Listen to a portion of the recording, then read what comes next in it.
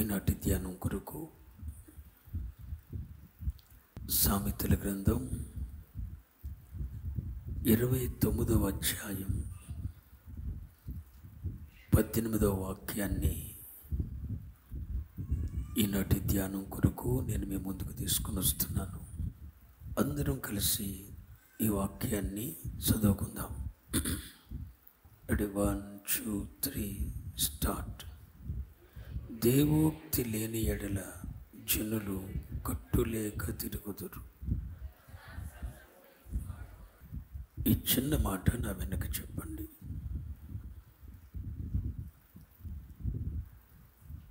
దేవోక్తి లేని ఎడల జనులు కట్టులేక తిరుగుదురు. ఇది మూల భాషలో ఏమని రాయబడిందంటే, దేవోక్తి లేని ఎడల జనులు నశించెదరు అని స్పష్టంగా రాయబడి ఉంది. ఈరోజు ఏ మాటలు మీ ఎదుట ఉంచాలని నేను ప్రార్థించినప్పుడు పరిశుద్ధాత్మదేవుడు మీ ఎదుట ఉంచమని నాకు ఇచ్చిన సందేశాన్ని నేను మీ ఎదుట తీసుకుని వస్తున్నాను.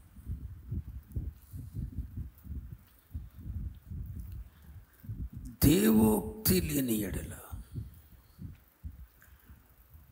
జనులు నశించెదరు. దేవోక్తి లేని ఎడల జనులు నశించెదరు. దేవోక్తి అనే మాటకు హెబ్రూలో వాడిన పదం ఏంటంటే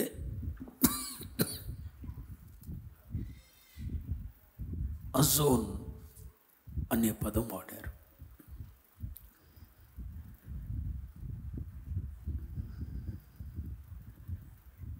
దేవోక్తి అనే తెలుగు పదానికి హెబ్రూలో వాడిన పదం ఏంటంటే అజోన్ అనే పదం వాడారు. అజోన్ అనే పదానికి 3 తెలుగు అర్థాలు వస్తాయి. ఒకటి, ప్రత్యక్షత అనండి. 2, తేరి చూడగలుగుట అందరూ అనండి. 3, గురి కలిగి ఉండుట.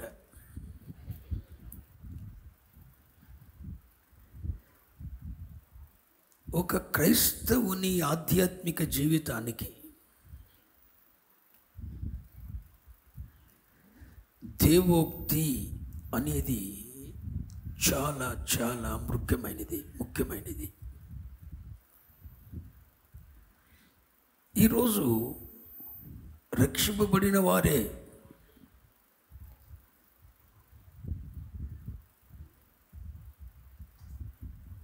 అనేకులు నశించిపోతున్నారు. కారణం ఏంటో తెలుసా? దేవోక్తి లేక.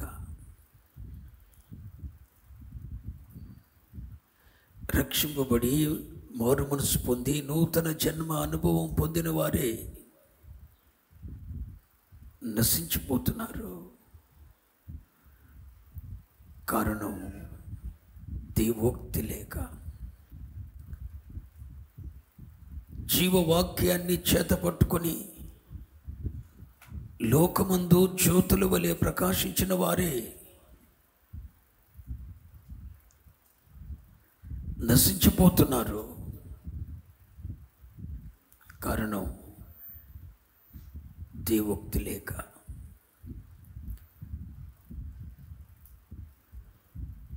ఒకసారి వెలిగించబడి ఆత్మ సంబంధమైన వరములను రుచి చూసి పరిశుద్ధాత్మలో పాలు పంపులు పొంది రాబోవు యుగ సంబంధమైన శక్తుల ప్రభావం అంతా ఎరిగిన వారే కానీ నశించిపోతున్నారు. వీళ్ళు చీకటిలో ఉన్నవారు కాదు, చీకటిలో నుండి ఆశ్చర్యకరమైన వెలుగులోకి పిలువబడిన వారే, వాక్యము చేత వెలిగించబడిన వారే, ఆత్మ సంబంధమైన వరములను రుచి చూచిన వారే,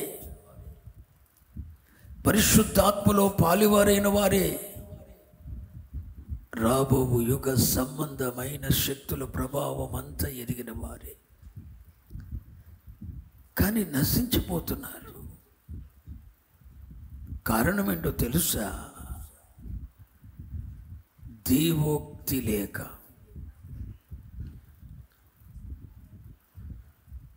దేవోక్తి అనే మాటకు 3 అర్థాలు చెప్పాను.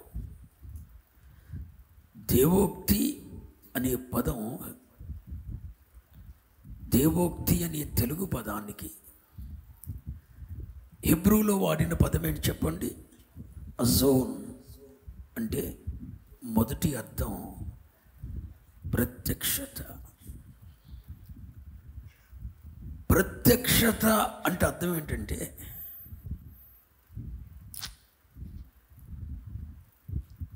నిన్నటి వరకు ఏదో మరుగుగా ఉంది, కనపడలేదు. కానీ ఈరోజు ముసుగు తీసి అది ఎలా ఉంటుంది?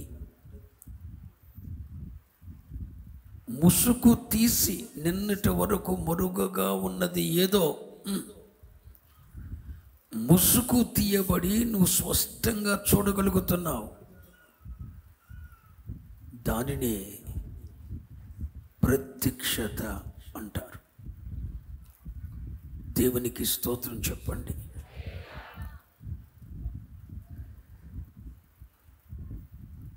ఒక ఆత్మీయునికి, ఒక దైవ సేవకునికి, ఆత్మ సంబంధమైన ప్రతి మనుషునికి అవసరమైనది ఈ ప్రత్యక్షత.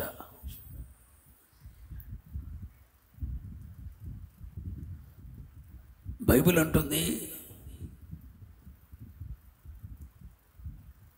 దేవుడు దేనిని కూడా మరుగు చేసేవాడు కాడు. ఒకవేళ ఏదైనా మరుగు చేయబడింది అంటే అర్థం ఏంటంటే ఒక్క నశించుచున్న వారి విషయంలో తప్ప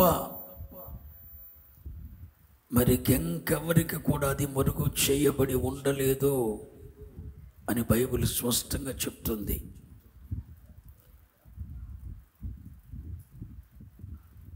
మీరు అర్థం చేసుకోవాలి ఆ విషయం. ఏదైనా నీ జీవితంలో మరుగు చేయబడింది అంటే అర్థం ఏంటంటే ఎవరి విషయంలో దేవుడు మరుగు చేస్తాడు? నశించుచున్న వారి విషయంలో తప్ప ఇంకెవరి విషయంలో ఏది మరుగుగా ఉంచే దేవుడు కాదు మనం ఆరాధిస్తున్న దేవుడు. ఈ మాట ఎప్పుడు నువ్వు మర్చిపోకూడదు. ఏదైనా మరుగు చేయబడింది అంటే అర్థం ఏంటంటే ఎవరికి మరుగు చేయబడింది? నశించుచున్న వారి విషయంలో నశించుచున్న వారికే మరుగు చేయబడింది. ఇంకా ఏ విషయంలో కూడా ఎవరికి ఏది మరుగు చేసి ఉండే దేవుడు కాడు. ఈ విషయాన్ని మీరు అర్థం చేసుకోవాలి. మరొక మాట చెప్తానండి. ఒకవేళ దేవుడు ఏదైనా మరుగు చేశాడు అంటే అర్థం ఏంటంటే ఇంకది ఎవరికి బయలుపరచడు. ఉదాహరణకి ఆ గడియ ఎప్పుడో తెలియదు అన్నాడు. ఈ గడియ ప్రభువు మధ్యాకాశానికి వచ్చి వధువు సంఘమును తన యొద్దకు తీసుకొని వెళ్ళే గడియ ఏదో అది ఒక తండ్రికి తప్ప ఎవరికి తెలియదు అన్నాడు. ఇకదంతే, ఇకదెవరికి బయలుపరచడు. ఆ గడియ తెలియదు కానీ ఆ దినములు ఎలా ఉంటాయో ప్రభు చెప్పాడు. ఆ దినములు ఇలాగూ ఉండును అని చెప్పారు, కానీ ఆ గడియ మాత్రం చెప్పలేదు ప్రభు. అంటే కొన్నిటిని దేవుడు మరుగు చేశాడు. మరొక విషయాన్ని మీకు గుర్తు చేస్తాను, గుర్తుంచుకోండి. దీనిని సాక్ష్యపు నిబంధన మందసం అంటారు.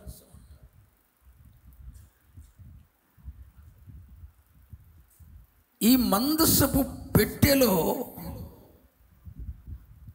నిబంధన పలకలు, చిగురించిన అహరోను కర్ర, మన్నా గల బంగారు పాత్ర ఉంది. చాలా జాగ్రత్తగా నా వైపు చూస్తూ వినండి. ఈ మందసపు పెట్టె లోపల 3 వస్తువులు ఉన్నాయి. ఈ మందసపు పెట్టె లోపల 3 వస్తువులు ఉన్నాయి. క్లోజప్లో పెట్టిన దాన్ని. అవేంటంటే నిబంధన పలకలు, సిగురించిన అహరోను కర్ర, మన్నాగల, దాని మీద కరుణపీఠం ఉంది. ఈ పై భాగాన్ని కరుణపీఠం అంటారు. వీటిని కరుణపీఠం మీద ఉన్న కెరూబులు అంటారు.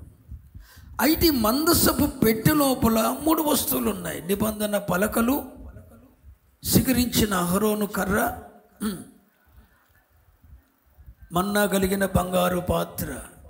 వాటి మీద ఈ మూత వేయబడింది. అయితే ఒక నిబంధన ఉంది. ఈ మందసపు పెట్టె లోపల ఉన్న వాటిని ఎవ్వడు తెరిచి చూడకూడదు.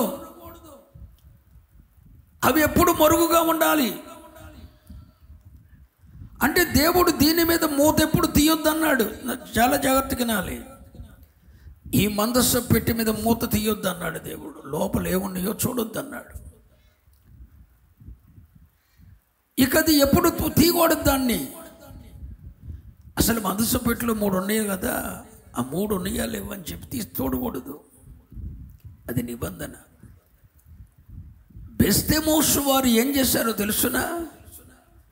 ఆ నిబంధన మందసపు పెట్టె మూత తీశారు. ఊరు మొత్తం చచ్చిపోయారు. ఒక్కడు మిగల్లా. అసలు ఒక్కడు కూడా మిగల్లా. పసిపిల్లలతో సైతం చనిపోయారు. అంటే దీని అర్థం ఏంటో తెలుసా? దేవుడు కొన్నిటిని మరుగుగా ఉంచాడు. లేఖనములలో కొన్నిటిని దేవుడు మరుగుగా ఉంచాడు. దేవుడు మరుగుగా ఉంచిన వాటిని మానవుడు ఎప్పుడు తెలుసుకునే ప్రయత్నం చేయకూడదు. చేశాడా ప్రాణాన్ని కోల్పోతాడు. అలా దేవుడు కొన్నిటిని మరుగుగా ఉంచేశాడు. ఆయన మరుగుగా ఉంచిన మర్మములు ఇంకెవడికి బయలుపరచబడవు.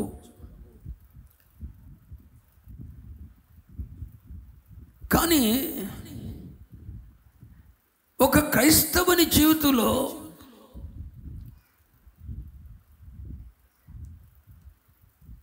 ఆధ్యాత్మిక జీవితంలో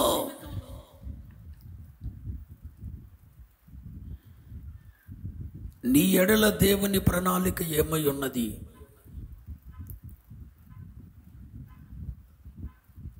నీ ఎడల దేవుని ప్రణాళిక ఏమై ఉన్నది?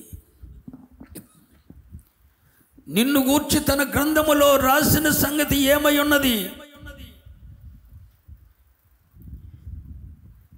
నీ బిడ్డల ఎడల దేవుని ప్రణాళిక ఏమై ఉన్నది? దేవుని సంకల్పం ఏమై ఉన్నది? స్పష్టంగా చూడగలిగే విధంగా దేవుడు కృపనిచ్చాడు. ఆ విషయంలో దేవుడు ఎవరికి ఏది దాచిపెట్టడు. లేఖనముల విషయంలో కొన్నిటిని దేవుడు మరుగు చేశాడు. ఇక ఎవడికి ఎవడు ఆ విషయాన్ని బయటకు దేవుడు బయలుపరచడు. కానీ ఆధ్యాత్మిక జీవితంలో దేవుడు తన్ను ప్రేమించు వారి కొరకు, చాలా జాగ్రత్తగా వినాలి, తన్ను ప్రేమించు వారి కొరకు, తన్ను ప్రేమించు వారి కొరకు ఏవి సిద్ధపరిచినో అవి కంటికి కనపడలేదు, చెవికి వినబడలేదు, హృదయమునకు గోచరం కాలేదు, కానీ అవి ఆత్మ వలన మనకు బయలుపరచబడుచున్నవి. కొరింథీయులకు రాసిన పత్రిక, మొదటి కొరింథీయులకు రాసిన పత్రిక 2వ అధ్యాయము 9వ వచనం 10వ వచనం. ఇందును గూర్చి దేవుడు తన్ను ప్రేమించు వారి కొరకు, ఇందును గూర్చి దేవుడు తన్ను ప్రేమించు వారి కొరకు ఏవి సిద్ధపరచనో, దేవుడు తన్ను ప్రేమించు వారి కొరకు ఏవి సిద్ధపరచనో అవి కంటికి కనబడలేదు, అవి కంటికి కనబడలేదు, చెవికి వినబడలేదు, మనుష్య హృదయమునకు అని వ్రాయబడి ఉన్నది. అగండి, మనుష్య హృదయమునకు గోచరము కాలేదు అని రాయబడి ఉన్నది. 10వ వచనం. మనకైతే దేవుడు వాటిని తన ఆత్మ వలన బయలుపరచి ఉన్నాడు. ఈ మాటను అర్థం చేసుకోవాలి. దేవుడు తన్ను ప్రేమించు వారి కొరకు ఏవి సిద్ధపరిచెనో కంటికి కనబడలేదు, చెవికి వినబడలేదు, హృదయమునకు గోచరం కాలేదు అని లేఖనము రాయబడి ఉన్నది. కానీ క్రొత్త నిబంధన సంఘానికి దేవుడిచ్చిన కృప ఏంటంటే, మనకైతే క్రొత్త నిబంధన సంఘమునకైతే దేవునిని ప్రేమించు వారి కొరకు దేవుడు ఏమి సిద్ధపరిచాడో, క్రొత్త నిబంధన సంఘానికి దేవుడిచ్చిన కృప ఏంటంటే, దేవుడు తన్ను ప్రేమించు వారి కొరకు ఏవి సిద్ధపరిచెనో అవి ఆత్మ వలన మనకు బయలుపరచి ఉన్నాడు. అంటే మన కొరకు దేవుడు ఏమి సిద్ధపరిచాడో, భవిష్యత్ ప్రణాళికలో నీ పట్ల దేవుని ఏర్పాటు ఏంటో, భవిష్యత్ ప్రణాళికలో నీ పట్ల దేవుని ఏర్పాటేంటో, జగదుత్పత్తికి ముందుగానే ఆయన ప్రణాళికలో నీవేమై ఉన్నావో అది మరుగుగా లేదు బిడ్డ, మరుగుగా లేదు. ఆత్మ వలన దేవుడు దాన్ని బయలుపరుస్తున్నాడు. చాలా మందికి అర్థం కాని విషయం ఏంటో తెలుసా? మన కొరకు దేవుడు ఏం సిద్ధపరిచాడు అవి కంటికి కనపడవు, చెవికి వినపడవు, హృదయానికి గోచరం కాదు అన్న కాడే ఉండిపోతారు. కానీ 10వ వచనం ఏం చెప్తుంది? మనకైతే ఆత్మ వలన దేవుడు దానిని బయలుపరిచి ఉన్నాడు. అంటే అది మరుగ్గా లేదు అని అర్థం. దేవుడు ముసుగు తీసేశాడు. నీ పట్ల దేవుని ఏర్పాటు ఏంటి అన్నది ముసుగు తీసి చూపిస్తున్నాడు. ఎలా చెప్పాలి? ఆత్మ వలన. అందరనండి, ఆత్మ వలన దానిని మనకు ఆయన. దేవోక్తి అనే మాటకు మొదటి అర్థం ఏంటి? ప్రత్యక్షత. ప్రత్యక్షత అంటే అర్థం ఏంటంటే, నిన్నటి దాకా నీ జీవితంలో దేవుడు నీ కొరకు ఏమి సిద్ధపరిచాడో అన్నది నీకు అర్థం కాల. నీ బిడ్డల కొరకు దేవుడు ఏమి సిద్ధపరిచాడో అర్థం కాల. కానీ ఎప్పుడైతే దేవోక్తిని యొద్దకు వస్తుందో ముసుగు తీసివేయబడి దేవుడు నీ కొరకు సిద్ధపరిచిన వాటిని ఆత్మ వలన నీకు బయలుపరచబడుతుంది. స్పష్టంగా చూడగలుగుతావు. అది నాశనమా కీడా నువ్వు చూడగలుగుతావు. మేలా కీడా నువ్వు చూడగలుగుతావు. దేవుని ప్రణాళికలో ఏర్పాటులో నీవేమై ఉన్నావో చూడగలుగుతావు. ఇది ఎలా? అందరూ చెప్పాలి. అందుకనే క్రైస్తవ సంఘానికి క్రీస్తు దేవుడు తన స్వరక్తమిచ్చి సంపాదించిన సంఘానికి సంఘ క్షేమాభివృద్ధి కొరకు దేవుడు 9 కృపావరములను దేవుడిచ్చాడు. చెప్పండి, 9 కృపావరములు. అందరనండి, 9 కృపావరములను దేవుడిచ్చాడు. ఒక మనుషుడు దేవుని పోలికలోనికి మార్చబడటానికి, దేవునికి నివాస స్థానముగా మార్చబడటానికి ఆత్మఫలం ఇచ్చాడు. ఆత్మఫలమేమో దేవునికి నీవు నివాస స్థానముగా ఉండబడటానికి నీకు సహాయం చేస్తుంది. దేవునికి ఇష్టమైన వ్యక్తిగా నిన్ను మారుస్తుంది. ఆత్మఫలం. ఆత్మఫలములో కూడా 9 భాగాలు ఉన్నాయి. ఆ ఆత్మఫలములో ఉన్న 9 భాగాలేమో నిన్ను సంపూర్ణునిగా చేస్తుంది. దేవుని వ్యక్తిత్వం నీలోనికి తీసుకొని వస్తుంది. దేవుని స్వభావం నీలోనికి తీసుకొని వస్తుంది. క్రీస్తు వలె నిన్ను మార్చేస్తుంది. ఆత్మఫలం. సంఘ క్షేమాభివృద్ధి కొరకు దేవుడిచ్చింది ఆత్మఫలము మాత్రమే కాకుండా ఆత్మవరము కూడా ఉంది. ఆత్మవరములు ఉన్నాయి. ఆ ఆత్మవరములు 9. ఈ 9 కృపావరాలను గురించి పౌలు అపోస్తలుడు రాస్తూ అంటాడు. 1 కొరింథీ పత్రిక 12వ అధ్యాయం 7వ వచనం. 1 కొరింథీ పత్రిక 12వ అధ్యాయము 7వ వచనం. అయినను అందరి ప్రయోజనము కొరకు, అందరి ప్రయోజనము కొరకు ప్రతివానికి ఆత్మ ప్రత్యక్షత అనుగ్రహింపబడుచున్నది. చూడండి, ఆత్మ ప్రత్యక్షత అనుగ్రహించబడుచున్నది. స్తోత్రం చెప్పండి. హల్లెలూయా. అంటే అర్థం ఏంటంటే ఆత్మ ప్రత్యక్షతనిస్తుంది. అందరి ప్రయోజనము కొరకు ఆత్మ ముసుగు తీసి అరే బ్రతుకుతా, ఇది రాని బ్రతుకని చూపిస్తుంది. ఆత్మ ప్రత్యక్షతనిస్తుంది. పరిశుద్ధాత్మ దేవుడు ప్రత్యక్షతలను ఇస్తాడు. ముసుగు తీసి ఇది జీవితం, ఎలా ముగించబడుతుంది నీ జీవితం, ఇది నీ జీవితం, ఇది నీ ఏర్పాటు, నీ కొరకు నేను సిద్ధపరిచినది ఇది అన్న సంగతి ముసుగు తీసి ఆత్మ మనకు బయలుపరుస్తుంది. ఎన్ని సంవత్సరాలుగా క్రైస్తవ జీవితాన్ని జీవిస్తున్న నీ జీవితంలో మాటి మాటికి నువ్వు కదిలిపోతున్నావు, చలించిపోతున్నావు. ఒక స్థిరమైన గమ్యం లేకుండా నడుస్తున్నావు అంటే అర్థం ఏంటో తెలుసా? ఈ ప్రత్యక్షతను నువ్వు పొందుకోలేదు. ఈ దేవోక్తి నీ యొద్దకు రాలేదు. దేవోక్తి లేని ఎడల జనులు కట్టుతప్పి చెప్పండి నశిస్తారు. కట్టుతప్పి జనులు నశిస్తారు. దేవోక్తి లేని ఎడల జనులు నశిస్తారు.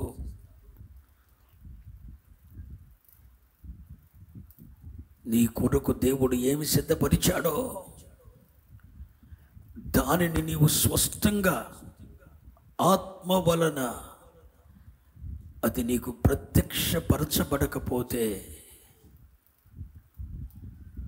నువ్వు నశించిపోతావు. అది నీకు బయలుపరచటానికి దేవుడు పరిశుద్ధాత్మ దేవుణ్ణి నీకు అనుగ్రహించాడు. హల్లెలూయా. పరిశుద్ధాత్మ దేవుడు దానిని నీకు ప్రత్యక్షపరుస్తాడు. అర్థమైందన్న వాళ్ళు దేవుని స్తోత్రం చెప్పండి. ప్రత్యక్షపరుస్తాడు, మరుగుగా ఉంచడు. ప్రత్యక్షపరుస్తాడు అనే మాటకు అర్థం ఏంటో తెలుసా? ప్రకటన చేస్తాడు. హల్లెలూయా. ప్రత్యక్షత అనే మాటకు మరొక అర్థం ప్రకటన. అంటే స్పష్టమైన ప్రకటన నీ వద్దకు వస్తుంది. ఎలా? ఆత్మ ద్వారా. అనండి, ఆత్మ ద్వారా స్పష్టమైన ప్రత్యక్షత వస్తుంది, ప్రకటన వస్తుంది. అసలు ప్రకటన అనే మాటకు ప్రకటన గ్రంథం ఉంది కదా, అసలు దాని పేరేంటి? రెవల్యూషన్. అంటే ప్రత్యక్షత. ప్రత్యక్షత అనేది ఎలా వచ్చింది? ప్రకటన మూలంగా వచ్చింది. దేవుడు ఒక ప్రకటన చేశాడు. ఓ నా దేవుని బిడ్డలారా, ఈ రాత్రి ప్రత్యక్షత లేక, ఆత్మ కలిగించే ప్రత్యక్షత లేక నశించిపోతున్న గుంపు ఒక ప్రక్కన ఉంది. ఆత్మ ప్రత్యక్షత లేక నశించిపోతున్న గుంపు ఒక పక్క ఉంది.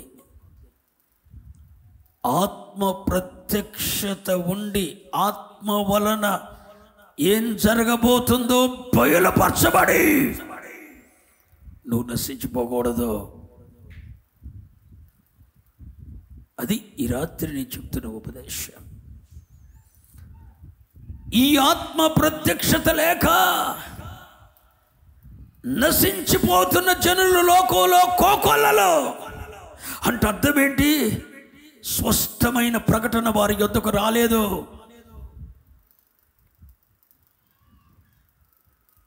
నేను నినివే పట్టణమును నాశనము చేస్తున్నానని నినివే పట్టణమును గూర్చి యోనా యొద్దకు వచ్చిన స్పష్టమైన ప్రత్యక్షత, సొదొమను గూర్చి లోతు యొద్దకు వచ్చిన స్పష్టమైన ప్రత్యక్షత,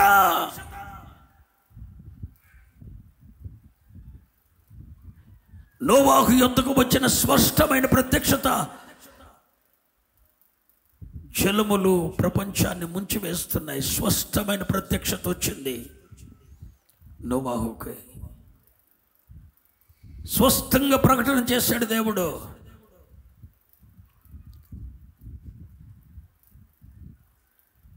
జలప్రళయం ద్వారా ప్రపంచం నాశనం కాబోతుందని స్పష్టమైన ప్రకటన చేశాడు నోవాహు కాలంలో దేవుడు. లోతు కాలంలో దేవుడు స్పష్టంగా ప్రకటన చేశాడు, ప్రత్యక్షత ఇచ్చాడు, అగ్ని చేత నాశనం కాబోతుందని. యోనా కాలంలో దేవుడు చెప్పాడు, 40 దినాలలోగా దేవుడి పట్టణమును నాశనం చేయబోతున్నాడని. స్పష్టమైన ప్రత్యక్షత ప్రకటన మూలంగా వారి యొద్దకు వచ్చింది. దీనిని దేవోక్తి అంటారు. అర్థమైంది అన్నవాళ్ళు దేవుని స్తోత్రం చెప్పండి.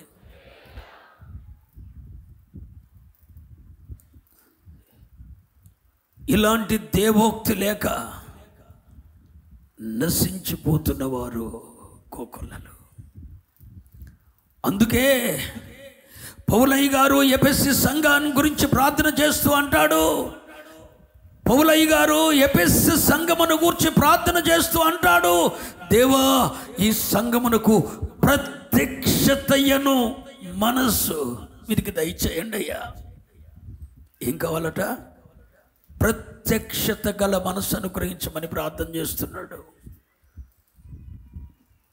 ప్రతి ఆత్మీయునికి ఉండవలసింది ఏంటో తెలుసా? ప్రత్యక్షత గల మనస్సు. అనండి, ఎఫెసీ 1:19, ఎఫెసీ పత్రిక 1వ అధ్యాయం 19వ వచనం.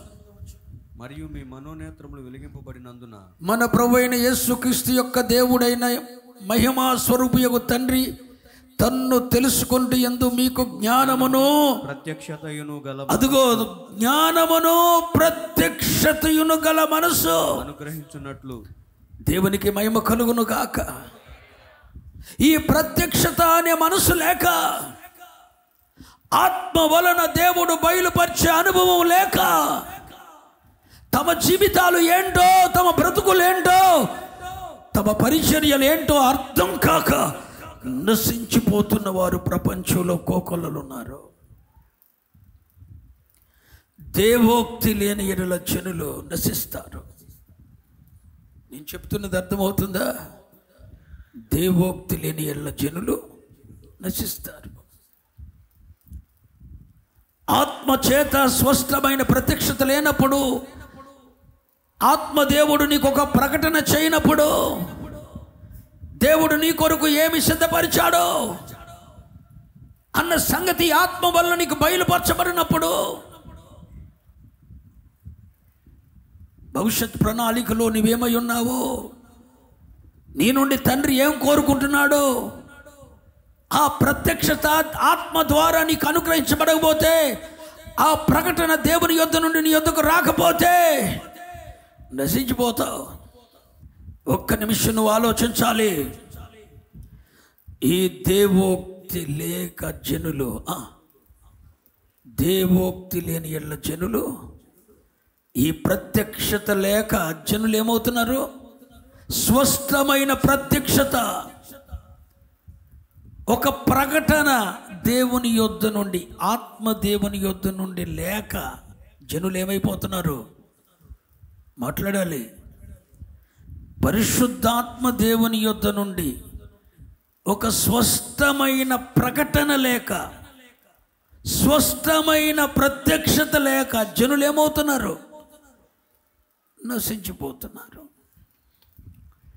స్పష్టమైన ఒక ప్రకటన, ప్రత్యక్షత దేవుడిని యొద్దకు పంపాడు. 40 రోజుల్లోగా ఈ నినివే పట్టణమును దేవుడు నాశనం చేయబోతున్నాడు. ఈ ప్రకటన యోనా ప్రకటన చేశాడు, ప్రకటించాడు. దేవుడు ఆత్మ ద్వారా అనుగ్రహించబడిన ప్రత్యక్షతను ప్రకటన చేశాడు.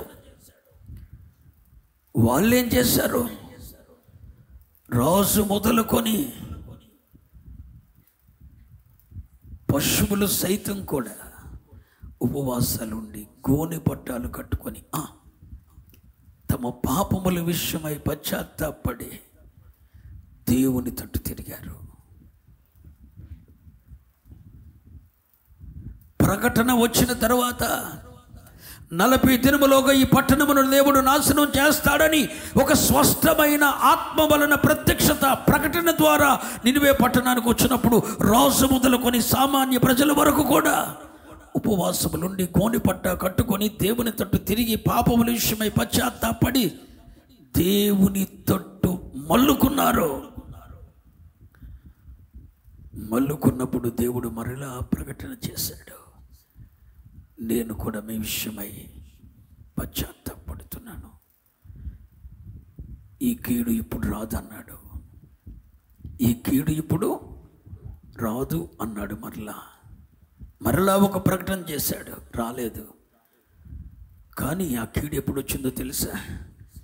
సరిగ్గా 100 సంవత్సరాల తర్వాత మరలా వాళ్ళు అవిధేయులయ్యారు.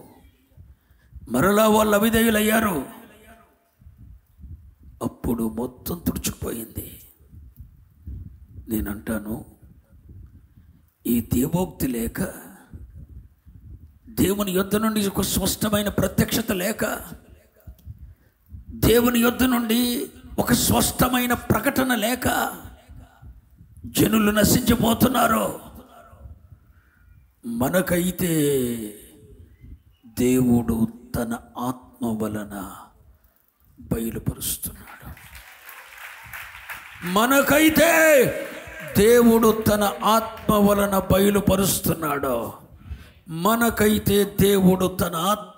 బయలుపరుస్తున్నాడు.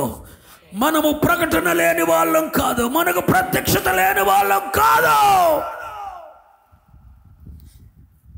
మనకైతే ఆత్మ వలన సంగతులు బయలుపరచబడుతున్నవి.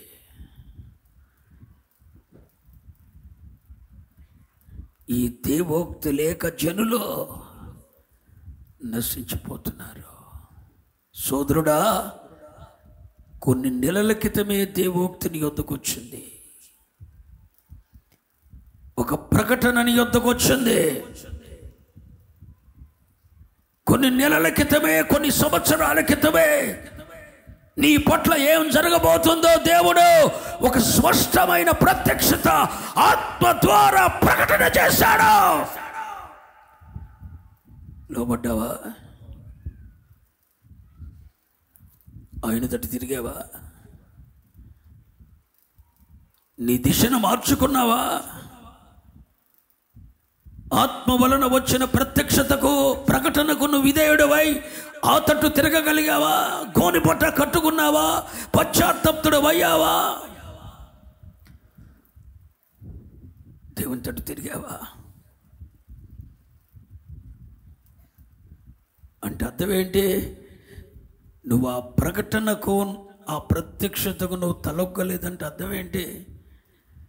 నువ్వు నశించిపోబోతున్నావని అర్థం. పోయిన 50 దినాలలో దేవుడు ఎవరెవరి గూర్చి దేవుడు మాట్లాడాడో అప్పుడు వారు స్పందించలేదు, అప్పుడు వారు దేవునికి అప్పగించుకోలేదు, అప్పుడు వారు దేవునికి మేమేమి చేయవలెను, అయ్యలారా మేమేమి చేయవలెనని అడగలేదు. పరిశుద్ధాత్మ సంప్రదింపు లేదు, దేవుని తట్టు తిరగలేదు. ప్రత్యక్షత వచ్చినప్పటికీ, దేవుని ఆత్మ వలన ప్రత్యక్షత వచ్చినప్పటికీ, ఆత్మ దేవుడు ప్రత్యక్షపరిచినప్పటికీ, ఆత్మ ద్వారా ప్రకటన వచ్చినప్పటికీ ఆ ప్రకటనకు అయ్యలారా మేమేమి చేయవలెను అన్న హృదయ స్పందన లేక నశించిపోయిన వారు నశించిపోయారు.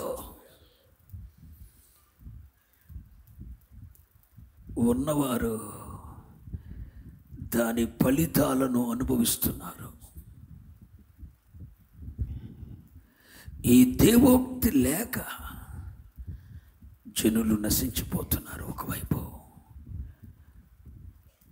1 కొరింథీ 12:7 ప్రకారం మనందరి ప్రయోజనము కొరకు ఆత్మ ద్వారా ప్రత్యక్షతను దేవుడు మనకు అనుగ్రహిస్తున్నాడు. ఆ ఆత్మ వలన దేవుడు మనకు బయలుపరుస్తున్నాడు. ఈ దేవోక్తి లేక జనులు నశించిపోతుంటే ఈ దేవోక్తి నీకు సులుకనయ్యిందా?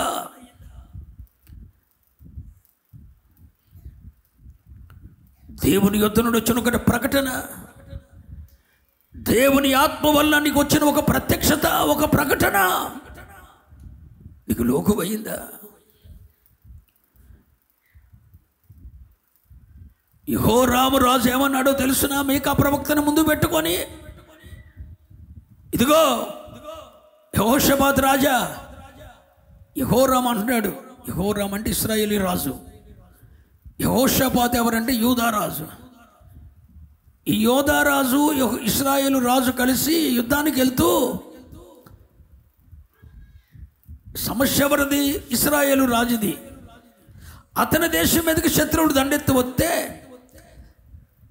ఈ ఇశ్రాయేలు రాజు అయిన యెహోరాము ఏం చేశాడంటే యూదా రాజు అయిన యెహోషాపాతు యొక్క సహాయం తీసుకున్నాడు.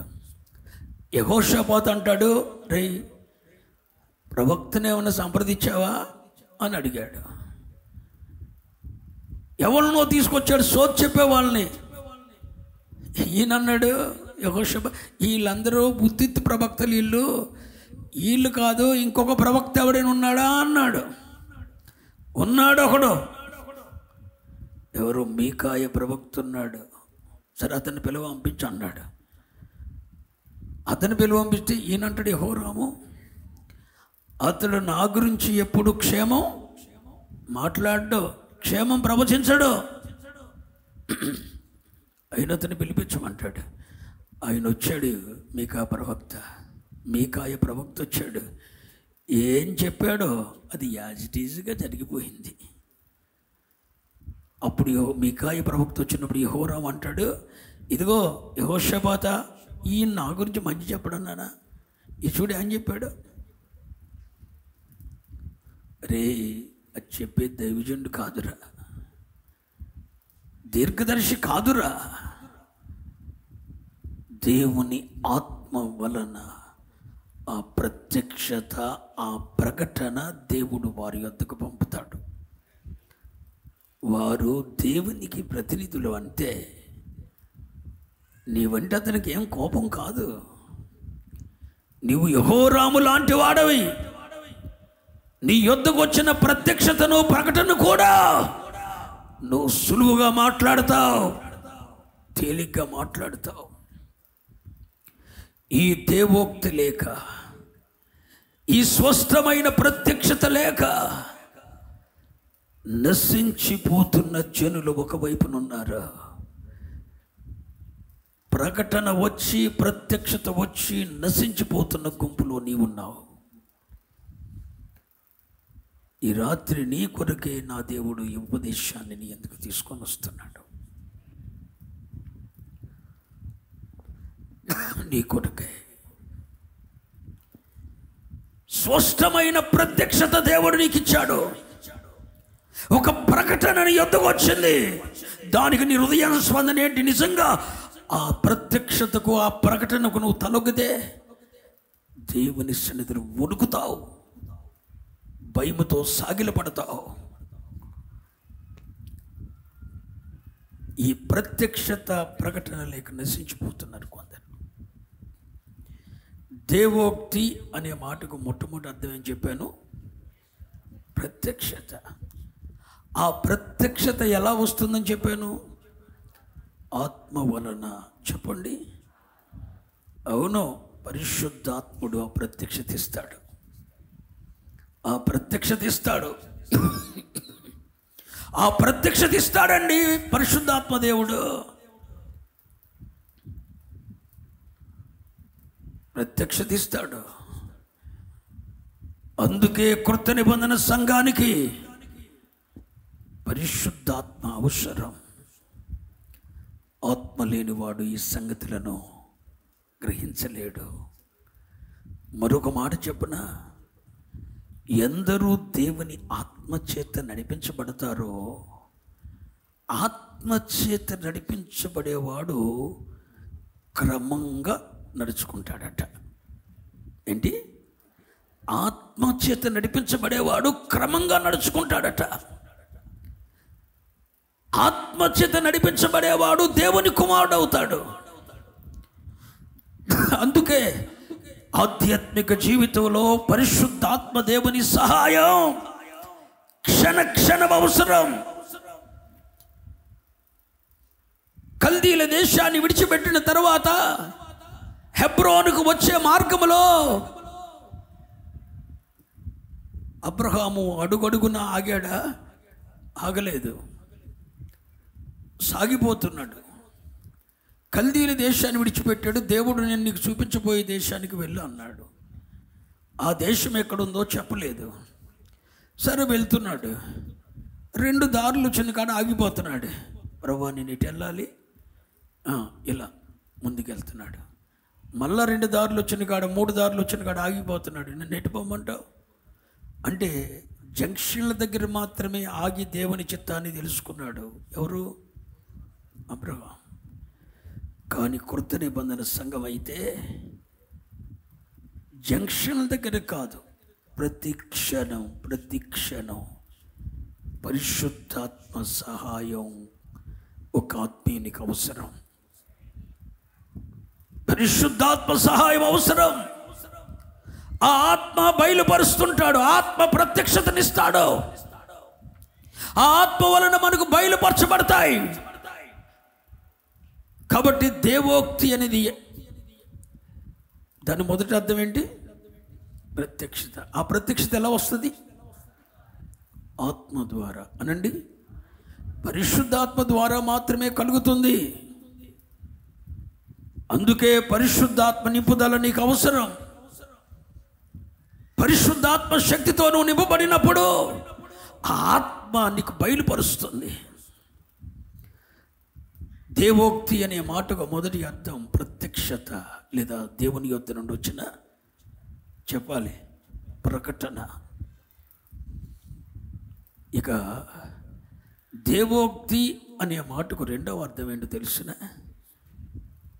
స్పష్టంగా తేరి చూడగలగటం. ఏంటి? తేరి చూడగలగటం అనండి.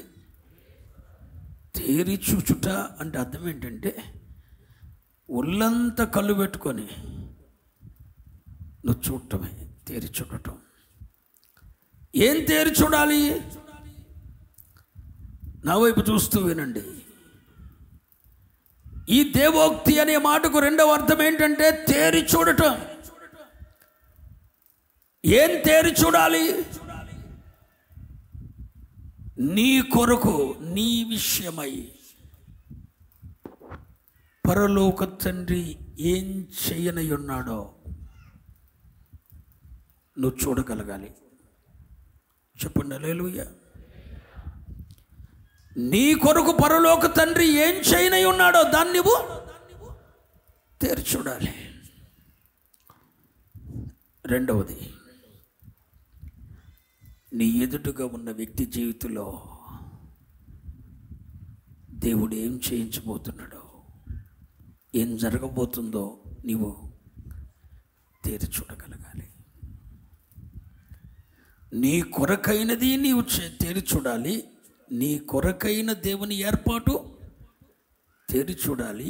ఇతరుల కొరకైన దేవుని ఏర్పాటు తేరి చూడాలి. స్పష్టంగా తేరి చూడాలి. నీకు అర్థమైపోవాలి. భవిష్యత్ ప్రణాళికలో నీవేమై ఉన్నావో స్పష్టంగా తేరి చూడాలి. ఒకటి గుర్తుంచుకో, నీ దర్శనము ఏమవుతుందో నీవు అదే అవుతావు. ఆమేన్. నీ దర్శనము ఏమవుతుందో నీవు అదే అవుతావు. నీ దర్శనమును మించి వెంట్రుక వాసి కన్నా అసలు వెంట్రుక వాసి అంత తేడా కూడా ఏం జరగదు నీ జీవితంలో. మాటి మాటికి నువ్వు దేన్ని చూడగలుగుతావో నీ ఊహల్లో, ఆత్మ ద్వారా నువ్వు దేన్ని చూడగలుగుతావో, ఆత్మ ద్వారా చూడలేనోడు ఏం చేస్తాడో తెలుసా? ఆత్మ ద్వారా భవిష్యత్ ప్రణాళికను తేరి చూడలేని వాడు ఊహల ద్వారా ఏదో చూస్తాడు.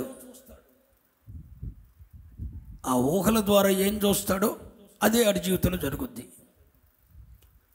అందుకనే మన ఊహల ద్వారా చూడటం కాదు, పరిశుద్ధాత్మ దేవుని సహాయంతో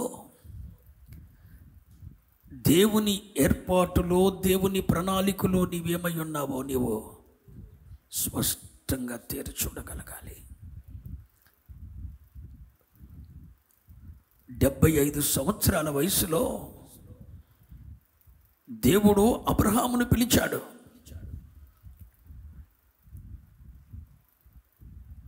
నీ సంతానం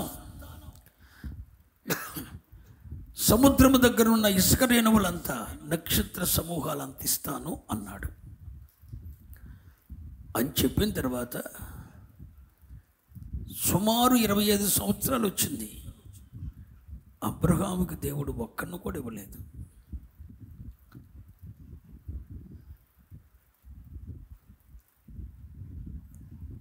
అప్పుడు దేవుడు మరలా అబ్రహాముకు ప్రత్యక్షమైనప్పుడు దేవుడు ఏదో మాట్లాడుతుంటే అబ్రహాం అంటాడు, నువ్వు నాకు ఎంత చేసినా కూడా నాకెందుకు, దీనంతటికి ఎలియాజరే నా పనివాడేగా వారసుడు, నాకెందుకయ్యా నువ్వెంత చేస్తే అని అన్నాడు. అప్పుడు దేవుడు అబ్రహాముని అంటాడు, బయటికి తీసుకొని వెళ్ళాడు. వెలుపలికి తీసుకొని వెళ్ళి ఆ నక్షత్రములను తేరి చూడు అన్నాడు. ఎలా? తేరి చూడు. అవి ప్రపంచానికి ఎంత వెలుగునిస్తున్నాయి చూడు, ప్రపంచానికి ఎంత ప్రకాశమానంగా ఉన్నాయో చూడు. నువ్వు తేరి చూడు అని అబ్రహాముతో దేవుడు చెప్పినప్పుడు అబ్రహాము ఆ నక్షత్రముల కాంతిని తేరి చూసి నా సంతానం ప్రపంచానికి ఇలా ప్రకాశమానమైన కాంతులు ఇచ్చే వాళ్ళు అవుతారు అని చూడగలిగాడు. ఇప్పుడు అదే జరుగుతుంది ప్రపంచంలో. అబ్రహాము సంతానమే ప్రపంచానికి ప్రకాశమానమైన వెలుగునిచ్చే వాళ్ళు. ఎవరు అబ్రహాము సంతానం? అటు చూస్తే యూదులు, ఇటు చూస్తే మహమ్మదీస్, ఇటు చూస్తే క్రైస్తవులు. వీళ్ళు కాక ప్రపంచానికి వెలిగించే వాళ్ళు ఎవరండి? ఆదికాండం 15వ అధ్యాయము 5వ వచనంలో, 12వ అధ్యాయంలో దేవుడు చెప్పాడు సంతానం ఇస్తానని, ఆదికాండం 12వ అధ్యాయంలో. కానీ 15వ అధ్యాయం వచ్చే వరకు కూడా దేవుడు అబ్రహాంకి సంతానం ఇవ్వలేదు. ఈ 12 నుండి 15 సంవత్సరాలు, 12వ అధ్యాయం నుండి 15వ అధ్యాయం వచ్చేసరికి 25 సంవత్సరాలు అయిపోయింది. ఇప్పుడు అబ్రహాముకి 100 ఏళ్ల పాయం వచ్చింది. అబ్రహాముని వెలుపలికి తీసుకుని వెళ్ళి తేరి చూడమన్నాడు. తేరి చూశాడు. అప్పుడు దేవుడు సంతానాన్ని ఇచ్చాడు. నేను ఒక దైవ సేవకునికి చెప్తున్నది ఏదో తెలుసా? ఆత్మ వలన నీకు ఒక స్పష్టమైన ప్రకటన వచ్చినప్పుడు, పరిశుద్ధాత్మ దేవుడు స్పష్టమైన ప్రత్యక్షతను నీకు ఇచ్చినప్పుడు, నీవు దాన్ని ఏం చేయాలి?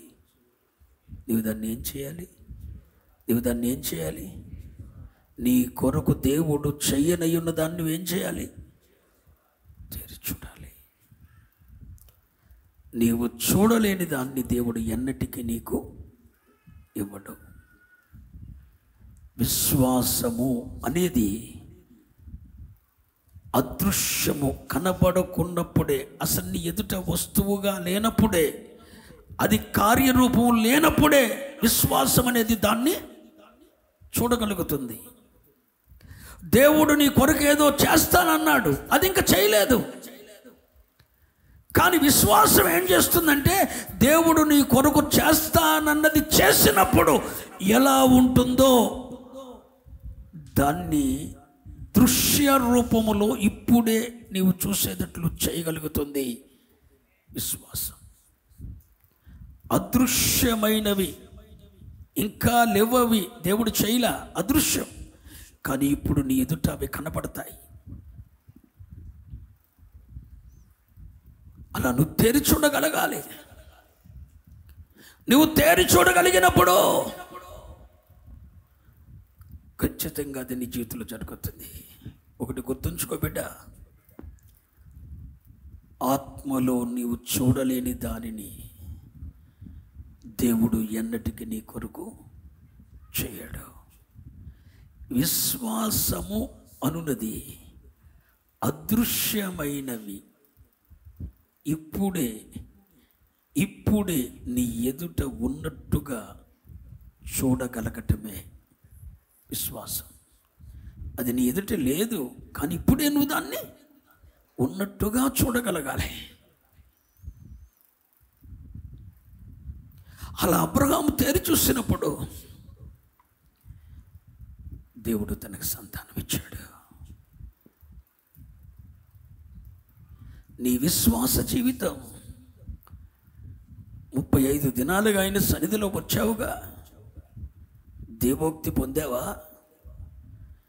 దేవుని యొద్ద నుండి ఒక స్పష్టమైన ప్రత్యక్షత ఏదైనా నీ యొద్దకు వచ్చిందా? ఒక ప్రకటన నీ యొద్దకు వచ్చిందా? ఒక స్పష్టమైన ప్రత్యక్షత ప్రకటన నీ యొద్దకు వచ్చినప్పుడు, అది దైవజనుడు వాక్యం ప్రకటిస్తున్నప్పుడు కానీ, లేదా ప్రవచన మూలంగా కానీ ఒక స్పష్టమైన ప్రత్యక్షత ప్రకటన నీ యొద్దకు వచ్చినప్పుడు అదే దేవోక్తి. ఆ దేవోక్తి, ఆ ప్రకటన, ఆ ప్రత్యక్షత నీ యొద్దకు వచ్చినప్పుడు దాన్ని నువ్వు చూడగలుగుతున్నావా?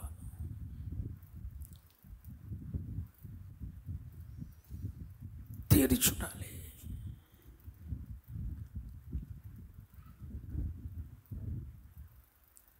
యాకోబు యొక్క మామ లాబాను మాటి మాటికి తన మామ జీతం మారుస్తుంటే తెల్ల గొర్రెల్ని ఇస్తాడు, మేపమంటాడు. జీతం ఏంటో తెలుసా? తెల్ల గొర్రెలు తెల్ల పొంట్లు ఇస్తాడు, గొర్రెల మేపు అంటాడు యాకోబుని.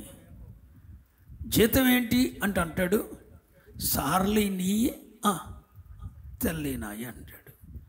అరే, తెల్ల పోతిచ్చాడు, తెల్ల పెంటిచ్చాడు, గొర్రెలన్నీ తెల్లవి, పెంట్లు తెల్లవి, పోతులు అవి తెల్లవి. తెల్ల వాటినిచ్చి సార్లే పుడితే నీయి, తెల్లవి పుడితే నాయి అంటాడు. తెల్లటికి తెల్ల పుట్టక ఎలా పుడతాయి? అయితే యాకోబు ఏం చేశాడు? సారలువిగా పుట్టినట్టు ముందే చూడగలిగాడు. చూడగలిగినప్పుడు తమ మందంతా కూడా తెల్లవాటికి సార్లు పుట్టాయి. అమ్మో అమ్మో అమ్మో ఏదో జరిగిందని చెప్పి ఇప్పుడు అంటాడు, సార్లే నెయ్యి తెల్లనాయి అంటాడు. ఇప్పుడు యాకోబు అన్నీ తెల్లవి పుడుతున్నట్టు చూశాడు, తెల్లవే పుట్టాయి. కొన్ని వేల సంవత్సరాల క్రితమే ఇంకా యాకోబు పరిపక్వత చెందక ముందే, రూపాంతర క్రియ జరగక మునిపే, యాకోబు ఇశ్రాయేలుగా మార్చబడక మునిపే, తమ మందలు చూలు కట్టినప్పుడు అవి ఏమి కంటయో తేరి చూడగలిగినప్పుడు, ఇప్పుడు మనము ప్రభు అయిన యేసుక్రీస్తు ద్వారా ఆయన రక్తము చేత కడుగుబడిన ఆయన జనులమై ఉన్నాము, ఆయన బిడ్డలమై ఉన్నాము. మరి మనం చూడాలిగా, దేవుని సంకల్పంలో నువ్వేమై ఉన్నావో, దేవుని ప్రణాళికలో, భవిష్యత్ ప్రణాళికలో నీ పట్ల దేవుని ఏర్పాటు ఏంటో తేరి చూడగలగాలిగా. నీ ఆర్థిక స్థితిగతులను దేవుడు ఎలా మరుగుపరచబోతున్నాడో నువ్వు తేరి చూడగలగాలిగా. నీ ఆర్థిక స్థితిగతులను దేవుడు మార్చబోతున్నాడు అన్నది నువ్వు చూడలేకపోతే, తేరి చూడలేకపోతే ఎన్నటికీ నీ ఆర్థిక స్థితిగతులు మార్చబడవు. నీ ఆధ్యాత్మికతలో ఒక పరిపక్వత స్థాయికి నువ్వు వచ్చినట్లుగా తేరి చూడబడకపోతే ఆధ్యాత్మికతలో పరిపక్వత స్థాయికి నువ్వెన్నటికి రావు. పాపము మీద, కోరికల మీద, ఇచ్చల మీద, ఆడంబరాల మీద, అలంకరణల మీద జయము పొందిన రోజున నీవు ఎలా ఉంటావో, ముందుగానే ఆ ఆధ్యాత్మిక పరిపక్వత ఎలా ఉంటుందో నిన్ను నువ్వు తేరి చూసుకోలేకపోతే ఆ స్థితికి నువ్వు రావటం నెవర్, కష్టం. ఈ దేవోక్తి నీకు కావాలి బిడ్డ. నీతిమంతుడు విశ్వాస మూలంగా బ్రతుకుతాడు కదా, నీతిమంతుడు విశ్వాస మూలంగా బ్రతుకుతాడు. ఇది క్రైస్తవ సిద్ధాంతం. దేనినో బేచ్ చేసి బ్రతికేవాడు క్రైస్తవుడు కాడు. దేవుని యందలి విశ్వాస మూలంగా బ్రతికేవాడే క్రైస్తవుడు. ఆ విశ్వాసం నీకుంటే దేవుని ప్రణాళికలో నీవేమై ఉన్నావో తేరి చూడవచ్చు. ఆమెను చెప్పండి. నీ ఆర్థిక పరిస్థితిని దేవుడు ఎలా మార్చబోతున్నాడో తేరి చూడవచ్చు. నీ ఆరోగ్య స్థితిగతులకు దేవుడు ఎలా మార్చబోతున్నాడో నువ్వు చూడవచ్చు. నీ అలంకరణ మీద నీకు మోసపోయిన రోజున, పాపపు ఇచ్చలన్నీ నీలో ఉండి పోయి జయ జీవితం పొందిన రోజున నీ అలంకరణ ఎలా ఉంటుందో, నీ వస్త్రధారణ ఎలా ఉంటుందో, ఆత్మీయతలో ఏ పరిపక్వత స్థాయికి వస్తావో ముందుగానే విశ్వాస మూలంగా నువ్వు తేరి చూడవచ్చు. నీవు చూడగలిగిన ప్రతిదాన్ని నా దేవుడు చేయుటకు సమర్థుడై ఉన్నాడు. తేరి చూచుట, ఇదే దేవోక్తి.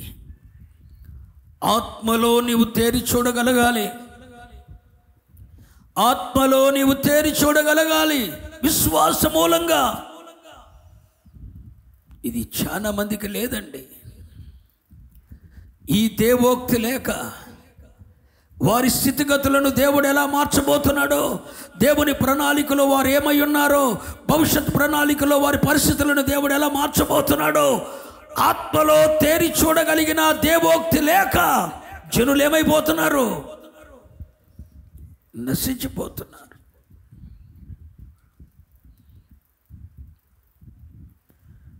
తేరి చూడండి అర్రా, తేరి చూడండి. ఒక రోజున దైవజనుడైన ఏలియా ముందు అజాయేలు అనే ఒక యవనస్తుడు 40 ఒంటెలు మోయగలిగినటువంటి ఓ పెద్ద కానుక తీసుకుని వచ్చి రాజు ముందు దైవజనుడైన ఎలీషా ముందు నిలబడ్డాడు. ఎన్ని ఒంటెలు మోయగలిగిన కానుక తెచ్చాడు? 40 ఒంటెలు మోయగలిగిన కానుక తీసుకుని వచ్చి దైవజనుడైన ఎలీషా ముందు నిలబడ్డాడు. ఈ కానుక ఎక్కడిది? అజాయేలుకి సిరియా రాజైన బెన్హదదు పంపించాడు. అజాయేలు ఎవడు? సిరియా రాజు చేతి కింద పనిచేసే ఒక పనివాడు. ఇతడు ఆ కానుక తీసుకొచ్చాడు. ఎందుకు తెచ్చాడు? సిరియా రాజైన బెన్హదదు రోగంతో ఉన్నాడు. రోగంతో ఉన్నప్పుడు బెన్హదదు ప్రవక్త దగ్గరికి పంపించాడు. ఈ రోగము నుండి నేను కుదురు పడతానో లేదో రాజుగా ఆ దైవజనుడి దగ్గరికి వెళ్ళి కానుకిచ్చి, ఈ రోగము నుండి నేను కుదురు పడతానో లేదో కనుక్కొని రమ్మని చెప్పి బెన్హదదు రాజు ఎలీషాకు 40 ఒంటెలు మోయగలిగిన కానుకిచ్చి పంపితే, ఆ బెన్హదదు పనివాడైన అజాయేలు 40 ఒంటెలు మోయగలిగిన కానుక తీసుకొని వచ్చి రెండింతల అభిషేకం కలిగిన దైవజనుడైన ఎలీషా ముందు నిలబడ్డాడు. నిలబడితే ఆ యవనస్తుడైన అజాయేలును చూసి ఎలీషా ఏడుస్తున్నాడు.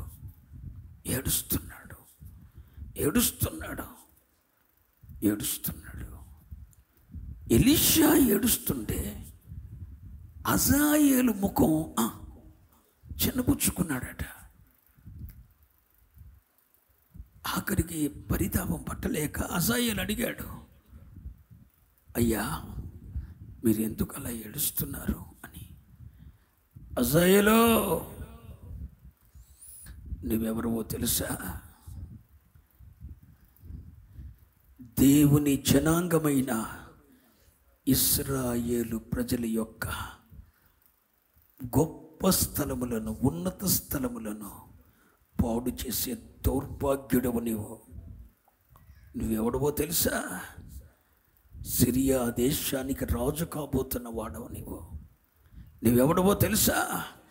ఇశ్రాయేలీల దేవుని సంతతి వారిని, ఇశ్రాయేలీల యొక్క పిల్లలను, సంటి బిడ్డలను నేలకేసి కొట్టి నువ్వు చంపబోతున్నావు. గర్భిణీల యొక్క గర్భాలను చీల్చబోతున్నావు.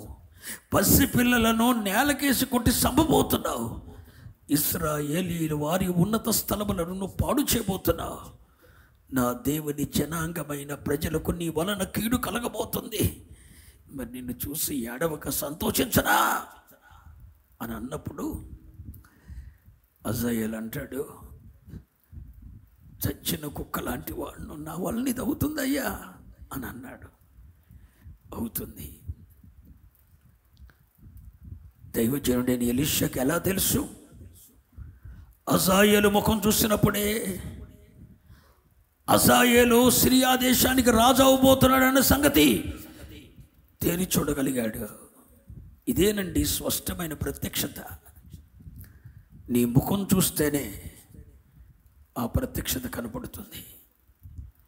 అదిగో దైవజనుడైన ఎలీషా ఆ అజాయేలు ముఖం చూసి చెప్తున్నాడు, నువ్వు సిరియా దేశానికి రాజు అవ్వబోతున్నావు. నువ్వు ఇశ్రాయేలు యొక్క ఉన్నత స్థలములను పాడు చేయబోతున్నావు. ఇశ్రాయేలు పిల్లల యొక్క పసిపిల్లలను నేలకేసి కొట్టబోయి చంపేస్తావు. గర్భిణీల యొక్క గర్భాలను కోసైపోతున్నావు. నీ వలన దేవుని పిల్లలకు చాలా నష్టం కలగబోతుంది. ఎలా తెలుసండి? ప్రత్యక్షతను పొందుకున్నాడో, ప్రకటన పొందుకున్నాడో, ఆ ప్రత్యక్షతను చూసినటువంటి ఎలీషా ప్రకటన చేశాడు. నెక్స్ట్ తెల్లారే వీడు రాజు అయిపోయాడు. ఒక్కరోజు వ్యవధిలోనే రాజు అయిపోయాడు. ఇతని వలన దేవుని ప్రజలకు నష్టం కలిగింది. ఆత్మ ప్రత్యక్షత ఉంటే నీ ముఖం చూస్తే అర్థమైపోతుందర్రా. నీ ఇంటి పరిస్థితి ఏంటో అర్థమైపోతుంది. ఆత్మ ప్రత్యక్షత ఉంటే ఆధ్యాత్మికతలో నువ్వు దిగజారిపోతున్నావో ఎదుగుతున్నావో అర్థమైపోతుంది. దేవోక్తి ఉంటే ఇతరులను గూర్చి నువ్వు చూడగలుగుతావు. ఒక దైవ సేవకుడు దేవోక్తి కలిగిన వాడైతే, ప్రత్యక్షత కలిగిన వాడైతే అతడు తన జీవితంలో జరగబోయేదాన్ని చూడగలడు. ఇతరుల జీవితంలో జరగబోయేదాన్ని కూడా తేరి చూడగలిగిన కృప, ఆ మనోనేత్రము, ఆ ప్రత్యక్షత కలిగిన మనస్సు దేవుడు వారికి ఇస్తాడు. ఇది లేక నశించిపోయేవారు నశించిపోతున్నారా? దేవోక్తి లేక జనులు నశించిపోతున్నారు. నీ కుటుంబ వ్యవస్థలో ఏం జరగబోతుందో నువ్వు తేరి చూడలేకపోతున్నావు బిడ్డ. నువ్వు తేరి చూడలేకపోతున్నావు. కానీ ప్రత్యక్షత కలిగిన వాడు తేరి చూడగలుగుతాడు. ఇది లాభం కాదు, ఇది నష్టం, ఇది మేలు కాదు కీడు అని వాడు చెప్పగలుగుతాడు. ఈ దేవోక్తి లేక, ఈ ప్రత్యక్షత లేక నశించిపోయేవారు నశించిపోతున్నారా? కానీ దేవుని యొద్ద నుండి ఒక స్పష్టమైన ప్రత్యక్షత ఉండి, ఆత్మ వలన నీ జీవితంలో జరగబోయే దాన్ని నీకు బయలుపరచబడి, స్పష్టమైన ఒక ప్రకటనను పొందిన తరువాత నువ్వు నశించిపోతే అది చాలా ప్రమాదం. జాగ్రత్త పిల్లలారా. దేవోక్తి అనే మాటకు అర్థం, రెండవ అర్థం తేరి చూడగలుగుట. నీవిలా కూర్చున్నప్పుడే నీ ముఖం వైపు తేరి చూడొచ్చు. నీవేంటో, నీ భవిష్యత్ ఏంటో, నీ ఎడల దేవుని ప్రణాళిక ఏంటో అర్థమైపోతుంది. అసలు నువ్వు పరిచర్యలో నిలుస్తావో లేదో అర్థమైపోద్ది. పరిచర్యలో నిలవనోడుతో నాకేం పని, నాకు అక్కర్లేదు.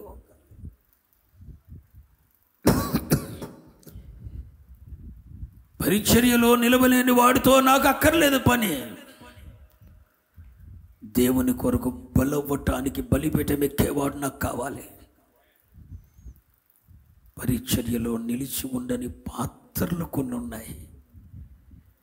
ఆ నిలిచి ఉండని పాత్రలు, వాటితో మనం ఎక్కువ పొత్తు పెట్టుకోకూడదు. పొత్తు పెట్టుకున్నా అవి నిలవవు. పిల్లలారా, ప్రత్యక్షత కలిగి దేవుని సేవ చేయటం వేరు, ప్రత్యక్షత లేకుండా దేవుని సేవ చేయటం వేరు. దేవోక్తి ఉండి దేవుని సేవ చేయటం వేరు, దేవోక్తి లేకుండా సేవ చేయటం వేరు. దేవుని యొద్ద నుండి ఒక స్పష్టమైన ప్రత్యక్షతను పొంది సేవ చేయటం వేరు, ఒక ప్రకటన పొంది సేవ చేయటం వేరు, ప్రత్యక్షత లేకుండా గుడ్డిగా సేవ చేయటం వేరు. ప్రత్యక్షత కలిగిన వాడు సేవ చేస్తున్నప్పుడు ఎదుటుగా కూర్చున్న వాడెవడో అర్థమైపోద్దండి. వాడు మార్పు చెందుతాడా చెందడా అర్థమైపోద్ది. దేవునికి పనికొస్తాడా పనికి రాడా అర్థమైపోద్ది. ఏ కాలంలో ఎలా పరివర్తన చెందబోతున్నాడో అర్థమైపోద్ది. తేరి చూడొచ్చు, భవిష్యత్తులోనికి తొంగి చూడొచ్చు. దానినే దేవోక్తి అంటారు.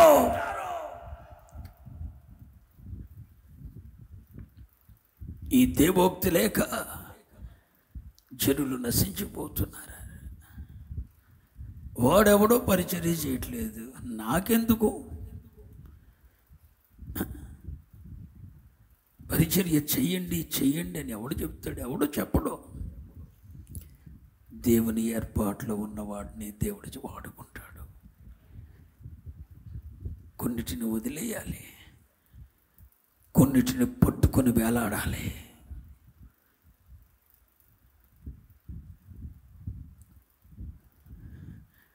ఒకరోజు యేసయ్య, ఇద్దరు యేసయ్య దగ్గరికి వచ్చారు. ఇద్దరు యవనస్తులే. ఒక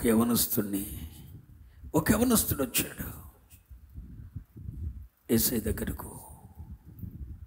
అయ్యా, నేను కూడా నేను వెంబడిస్తాను అన్నాడు. యేసయ్య అన్నాడు, నక్కలకు బొరియలు ఉన్నాయి, ఆకాశ పక్షులకు గూళ్ళు ఉన్నాయి,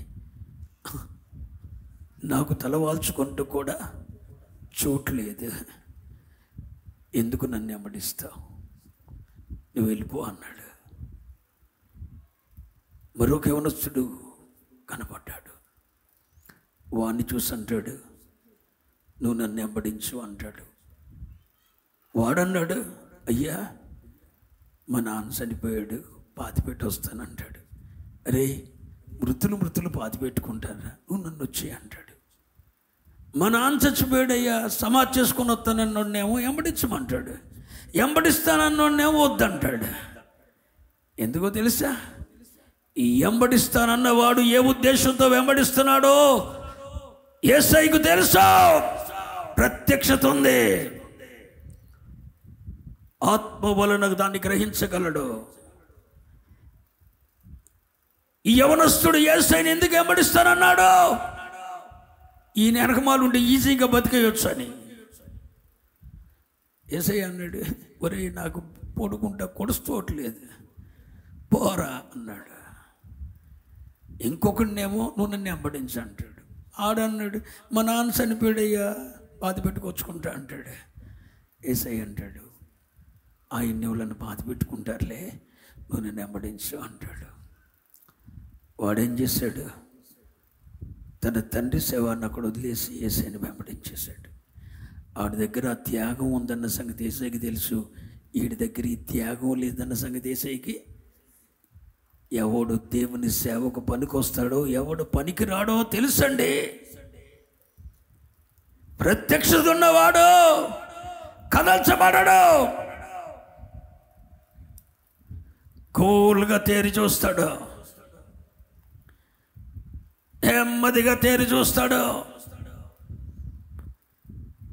తమ కొరకు దేవుడు సిద్ధపరిచిన వాటిని తేరి చూస్తాడు. తమ పట్ల భవిష్యత్ ప్రణాళిక ఏంటో తేరి చూస్తాడు. ఇతరుల ఎడల భవిష్యత్ ప్రణాళిక ఏంటో కూడా తేరి చూడగలిగిన కృప కలిగి ఉండటమే దేవోక్తి. దేవునికి స్తోత్రం చెప్పండి. ఈ దేవోక్తి లేక అనేకులు ఏమవుతున్నారు? నశిస్తున్నారు. నీకు విశ్వాసం ఉంటే నీ ఆర్థిక వ్యవస్థను చూడొచ్చు. నీ ఆర్థిక వ్యవస్థ రూపాంతరపరచబడినట్టు నువ్వు చూడొచ్చు. అన్ని కోణాల్లో నువ్వు దాన్ని తేరి చూడొచ్చు. ఏ రోజుకు ఆ రోజు, ఏ క్షణం ఆ క్షణమే నువ్వు దాన్ని మార్చుకోవచ్చు. అది ఒక ఆత్మీయునికి మాత్రమే సాధ్యం, అది అందరికీ సాధ్యం కాదు. సరే, ఒకదాన్ని తేరి చూసావు, దేవుడు ఇది చేస్తాడని తేరి చూసావు. తేరి చూసిన తర్వాత ఆ నియమంలో నువ్వు నిలకడగా నిలబడాలంట. ఏంటి? నువ్వు ఒక దాన్ని తేరి చూసావండి, దేవుడు ఇది చేయబోతున్నాడని తేరి చూసావు. ఇక దాంట్లో నువ్వు నిలకడగా నిలబడాలి. యాకోబు పత్రిక 1వ అధ్యాయం 25వ వచనం చూడండి. యాకోబు పత్రిక 1వ అధ్యాయం 25వ వచనం.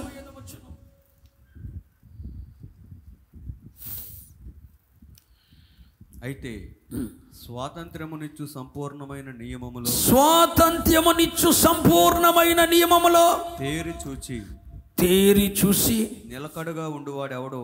అది తేరి చూసిన వాడు నీ దర్శనాన్ని మాటి మాటికి మార్చుకోకూడదు. దేవుడిది చేస్తాడు అని తేరి చూసావనుకో, అది నీ కళ్ళకు క్లియర్గా కనపడింది అనుకో, ఇక అక్కడ నువ్వు దాని విషయంలో నీ దర్శనాన్ని మార్చుకోకూడదు. దాని విషయంలో నువ్వు నిలకడగా ఉండాలి. ఇక అంతే. స్తోత్రం. దేవుడు ఒక దాన్ని తేరి చూసేటట్టు చేశాడు. నిన్ను నీ యొద్దకు దేవోక్తి పంపాడు. విశ్వాసము వలన దేవుడు దీన్ని చేస్తాడని నువ్వు తేరి చూసావు. ఇక నువ్వు తేరి చూసిన తర్వాత దాని విషయంలో నువ్వు ఎలా ఉండాలటండి? ఆ స్వాతంత్ర్యమునిచ్చు నియమములో తేరి చూచుచు చదువునన్నా. నిలకడగా ఉండువాడెవడో. నిలకడగా ఉండువాడెవడో. వాడు విని మరుచువాడు కాక క్రియను చేయువాడై తన క్రియలో ధన్యుడగును. ఆడు ధన్యుడవుతాడు. తేరి చూసి దాంట్లో నిలకడగా ఉన్నవాడు ధన్యుడవుతాడు. నా ప్రియ దేవుని జనాంగమా,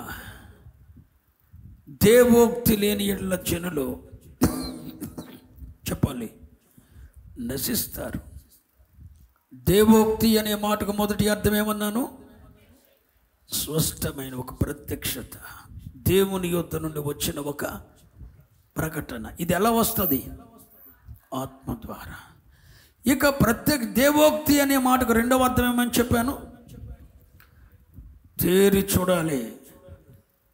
నీ విశ్వాసం ఉంటే దేవుడు నీ కొరకు చేయబోయేదాన్ని నువ్వు తేరి చూడాలి. ఈ తేరి చూసే నియమం నీకు లేకపోతే, వాగ్దానం ఉన్నా కూడా 20 సంవత్సరాలు పడుతుంది నువ్వు పొందడానికి. నువ్వు తేరి చూసిన దాకా పొందవు. దేవుడు నీకు ఏ వాగ్దానం చేశాడో, దేవుని యొద్ద నుండి నీకు ఏ ప్రకటన వచ్చిందో, ఏ ప్రత్యక్షత వచ్చిందో, ఏం చేస్తానని మాట ఇచ్చాడో దాన్ని నువ్వేం చేయాలి? తేరి చూడటానికి అబ్రహాముకి 25 సంవత్సరాలు పట్టింది. 25 సంవత్సరాల తర్వాతే దేవుడిచ్చాడు. దేవుడు నీ కొరకు చేయబోయేదాన్ని నువ్వు ఆత్మలో తేరి చూడగలగాలి. తేరి చూడగలిగి ఆ తేరి చూసిన దానిలో నువ్వు నిలకడగా ఉంటే నీ బ్రతుకు ధన్యమైపోతుంది. ఈ తేరి చూడగలిగిన కృప కలిగి ఉండటమే దేవోక్తి. చాలామందికి వాగ్దానాలు ఉన్నాయి, కానీ వాళ్ళు అనుభవించలేకపోతున్నారు. దేవుని యొద్ద నుండి వారికి ఒక స్పష్టమైన ప్రత్యక్షత వచ్చింది, ఒక ప్రకటన వచ్చింది, కానీ వారి జీవితంలో ఆ మేలు, ఆ దీవెన పొందలేకపోతున్నారు. కారణం ఏంటి? తేరి చూడలేకపోతున్నారు. తేరి చూడలేకపోతున్నారండి. వాగ్దానం పొందాలంటే దేవోక్తి ఉండాలి. దేవోక్తి ఉన్నవాడు తేరి చూడగలుగుతాడు. హల్లెలూయా. తేరి చూడగలిగిన రోజున వాగ్దాన ఫలమును మనము స్వతంత్రించుకుంటాం. చెప్పండి హల్లెలూయా. మరి శుభవేళ నీకు ఒక వాగ్దానం ఉంది, దాన్ని నువ్వు అనుభవించలేకపోతున్నావు అంటే అర్థం ఏంటంటే తేరి చూడలేకపోతున్నావు. ఎవడైతే ఆత్మలో తేరి చూడలేడో వాడెన్నటికీ వాగ్దానాన్ని పొందలేడు. దేవోక్తి అనే మాటకు రెండవ అర్థం తేరి చూడగలగటం. ఎలీషా అజాయేల్లో ఏం జరగబోతుందో చూడగలిగాడు. తన పట్ల ఏం జరుగుతుందో చూడగలిగాడు. తనను నాశనం చేయటానికి రాజులు దండెత్తి వస్తే తన చుట్టూ అగ్ని ప్రాకారం ఉన్నట్లు ఎలీషా చూడగలిగాడు. భవిష్యత్తులో దేవుని ప్రణాళికలో నువ్వేమై ఉన్నావో, నిన్ను గూర్చి నీ దేవుడు చేయబోతున్నది ఏదో తేరి చూడగలగాలి. ఇతరులను గూర్చి కూడా నువ్వు తేరి చూడగలగాలి. ఈ రాత్రి మాటలు మీకు అర్థమవుతున్నాయని నేను అనుకుంటున్నాను. నా ప్రియ దేవుని బిడ్డలారా, ఒకవేళ ఎప్పుడైనా దేవుని యొద్ద నుండి ఒక ప్రత్యక్షత నీ దగ్గరకు వచ్చిందా? ఒక ప్రకటన నీ దగ్గరకు వచ్చిందా? దానికి నువ్వు లోబడు. వెంటనే ఆయన తట్టు తిరుగో, కొనిబట్ట కట్టుకో. దేవుని యొద్ద నుండి ఒక ప్రత్యక్షత వచ్చిందా? అది వాగ్దానమా? అయితే ఆ వాగ్దాన నెరవేర్పులో వచ్చిన రోజు నువ్వు ఎలా ఉంటావో తేరి చూడు. తేరి చూసి నువ్వు తేరి చూసిన దాంట్లో నిలకడగా ఉండవు, అద్భుతం పొందుతావు. ఇక దేవోక్తి అనే మాటకు మూడవది గురి కలిగి ఉండటం. చెప్పండి, గురి అంటే అర్థం ఏంటంటే ఒక లక్ష్యం. ఏంటి? ఒక లక్ష్యం. గురి అంటే అర్థం ఏంటి తెలుసా? ఒక నిర్దేశిత అంశం మీద దృష్టి పెట్టుకోవటం. ఈ 50 రోజుల్లో మన గురి ఏంటి? నా టార్గెట్ ఏంటో తెలుసా? నా టార్గెట్ ఏంటో తెలుసు 50 రోజుల్లో మన స్వభావం, మన ప్రాచీన స్వభావం తీసివేయబడి ఆత్మ కలిగించు ఒక నూతన దేవ స్వభావం మనం ధరించుకోవాలి. మొదటి రోజు నుండి నా టార్గెట్ ఇదే. నీ స్వభావం కనబడకూడదు, నా స్వభావం కనబడకూడదు. దీని మీద సుమారు ఒక 10 ప్రసంగాలు చేశాను. ఎలా స్వభావం కనుమరుగైపోతుంది? టార్గెట్ మన స్వభావము సిలువ వేయబడి పరిశుద్ధాత్మ ఇచ్చే ఒక నూతన స్వభావం, దేవ స్వభావాన్ని ఎలా పొందుకుంటామో చాలా వర్తమానాలు విన్నాం. ఈ 50 దినాల ఉపవాస ప్రార్థనలో నా టార్గెట్, నా గురి అది. మన స్వభావాలు రూపాంతరపరచబడాలి. మన స్వభావాలు రూపాంతరపరచబడాలి. మన స్వభావాలు దేవుని స్వభావం వలె మార్చబడాలి. ఇది నా లక్ష్యం. ఇదే దేవోక్తి. మరి నేను నిన్ను ఒక మాట అడగనా? ఈ దేవోక్తి నీకుందా? ఈ 50 రోజుల్లో నువ్వు ఏ గురి కలిగి ఉన్నావు? నీ లక్ష్యం ఏంటి? ఉద్యోగం సాధించడం అని లక్ష్యం అంతేనా? దేవుని వలె మారవా? మొదటేమన్నాడు? నా నీతిని నా రాజ్యాన్ని వెతకన్నాడు. నువ్వు ఆయన నీతిని రాజ్యాన్ని వెతక్కోకుండా దేన్నో అడిగితే ఆయన ఇవ్వడు. మొదట ఆయన నీతిని ఆయన రాజ్యాన్ని వెతుకో. అప్పుడు మీకేమి కావాలో మీ పరలోక తండ్రికి తెలియను. నువ్వు అడక్కోకుండా ఇస్తాడు. ఈ 50 రోజుల్లో నీ టార్గెట్ ఏంటి? నీ లక్ష్యం ఏంటి? నీ గురి ఏంటి? నువ్వు ఎక్కడికి వెళ్తున్నావు? అసలు నీ పైన పెట్టు. ఏ అంశం మీద నువ్వు దృష్టి పెట్టావు? ఈ 50 రోజుల్లో ఉపవాస ప్రార్థనల మూలంగా నువ్వు దేన్ని సాధించాలనుకున్నావు? 35 రోజులు అయిపోయాయి. ఇంకా నీ ముందు 15 రోజులే ఉన్నాయి. నీ గురి ఏంటి? నీ లక్ష్యం ఏంటి? ఆధ్యాత్మికతలో నువ్వు ఎక్కడికి చేరుకోవాలనుకున్నావు? పరిశుద్ధతలో నువ్వు ఏ స్థాయికి రావాలనుకున్నావు? అసలు ఏ లక్ష్యముతో నువ్వు పయనిస్తున్నావు? ఈ 50 రోజుల్లో నీ టార్గెట్ ఏంటి? నీ గురి ఏంటి? నీ లక్ష్యం ఏంటి? దేని మీద దృష్టి పెట్టి పయనిస్తున్నావు? ఇవేమీ లేకపోతే నువ్వు దేవోక్తి లేనట్టే బిడ్డ. ఎస్తేరు 3 రోజులు ఉపవాసం ఉందంటే అర్థం ఏంటి తెలుసా?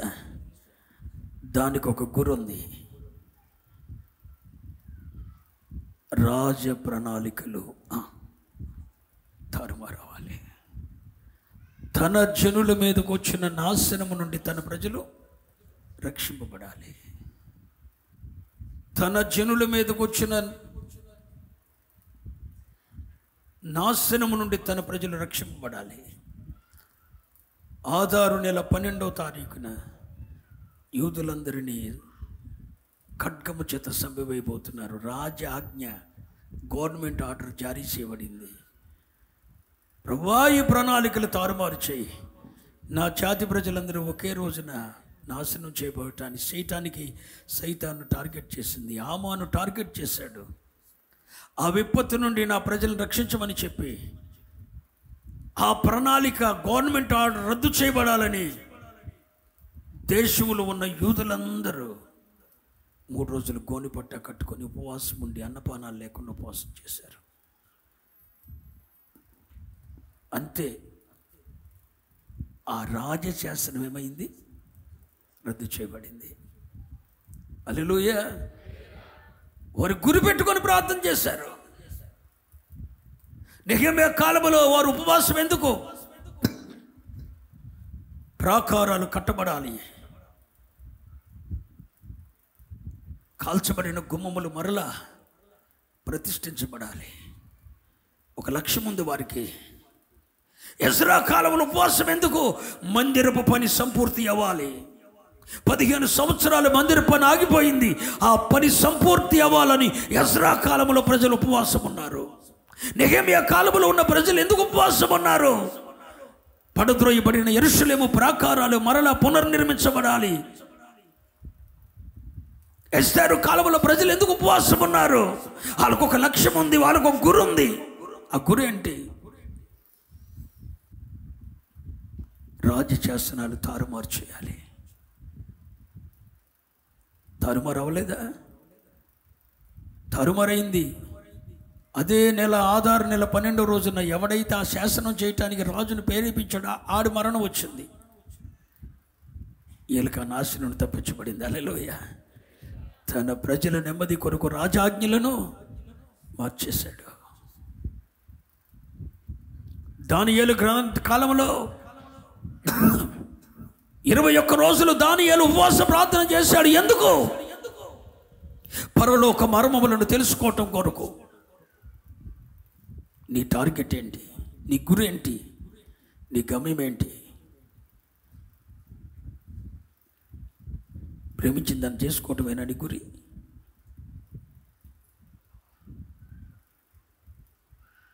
తల్లిదండ్రులకు దుఃఖం కలిగించటమేనా నీ గురి? నీ టార్గెట్ ఏంటి? నీ గురి ఏంటి?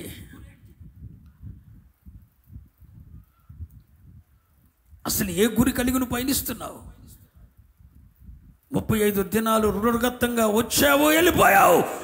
పొయ్యిలు కాడ కూర్చున్నావు, వ్యవహారం చేసావు, వచ్చావు. నీ వల్ల ఉపయోగం ఏంటి అని అడుగుతున్నా. నీ ఎడల దేవోక్తి లేదు. గురి లేకుండానే ప్రయాణం చేస్తున్నావు.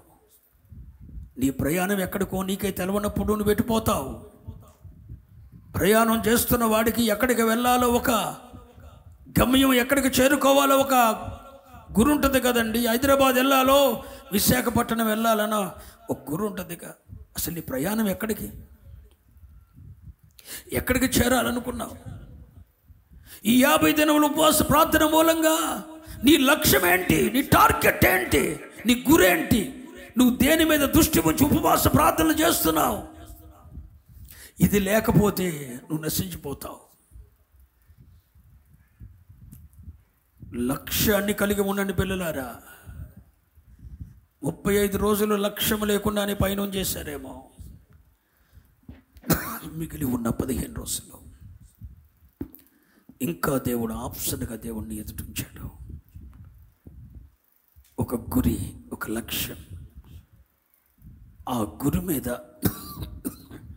ఆ లక్ష్యం మీద దృష్టి పెట్టి ప్రయాణం చేయటమే దేవోక్తి. చెప్పండి హల్లెలూయా. అందుకే పౌలు అపోస్తలుడు అంటాడు, గురి చూడని వాని వలె నేను పరిగెత్తటం లేదు, నాకు ఒక గురి ఉంది అంటాడు. ఏంటి ఆ గురి అంటే? దేవుని ఉన్నతమైన పిలుపునకు కలుగు బహుమానము పొందవలెనని నేను గురి ఎత్తుకు పరిగెత్తుతున్నాను. నాకు ఒక గురి ఉంది, నాకు ఒక లక్ష్యం ఉంది. ఆ లక్ష్యం ఏంటి? నాలో ఉన్న శరీర కోరికల మీద జయం పొందాలనేనా? నీ లక్ష్యం ఏంటి బిడ్డ? నీ శరీర స్వభావం నశించాలనా? నీ లక్ష్యం ఏంటి బిడ్డ? పాపపు ఇచ్చలు సమాధి చేయబడాలనా? శరీరము దాని కోరికలు, శరీరము యొక్క కోరికలు, తుచ్చమైన అభిలాషలు, లోకము, పాపము వాటి మీద పరిపూర్ణమైన జయం పొందాలనే దాన్ని గురి.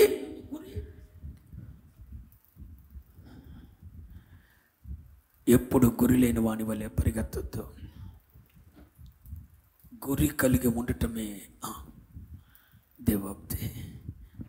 ఏ దైవ సేవకునికి గురి ఉండదో, ఏ దైవ సేవకునికి లక్ష్యం ఉండదో, ఏ దైవ సేవకునికి, ఏ విశ్వాసికి ఒక దాని మీద, ఒక లక్ష్యం మీద గురి పెట్టి ప్రయాణం చేయడో, దృష్టి పెట్టి ప్రయాణం చేయడో దేవోక్తి లేనట్టే. దేవోక్తి లేని వాళ్ళు ఏమైపోతారు? నీ వృత్తిలో నీ గురి ఏంటి? అసలు ఏ ప్రణాళిక, అసలు నీ టార్గెట్ ఏంటి? పిల్లలారా, ఈ రాత్రి ఆలోచిస్తారని కోరుకుంటున్నాను. దేవోక్తి అనే మాటకు మొదటి అర్థం ప్రత్యక్షత. దేవుని యుద్ధ నుండి ఒక స్పష్టమైన ప్రత్యక్షత, ప్రకటన రూపంలో నీ యుద్ధకు రావటమే దేవోక్తి. ఈ దేవోక్తి లేని వాళ్ళు ఏమవుతారు? వాడు బతుకుతాడో చస్తాడో వాడికి తెలియదు, పోతాడు. దేవోక్తి వచ్చిన తర్వాత కూడా నిర్లక్ష్య పెట్టే వాళ్ళు కూడా అంతే, నశించిపోతారు. అది కూడా వాస్తవం.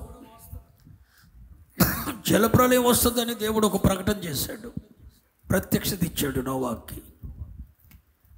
వాళ్ళు మేల్కోలేదు, జలప్రలయంలో నాశనం అయిపోయారు.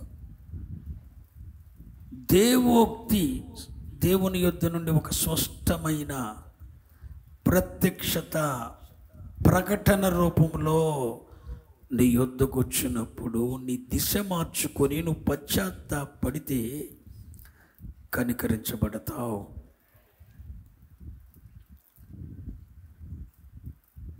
ఈ ప్రత్యక్షత వచ్చినప్పుడు నువ్వు లోబడాలి.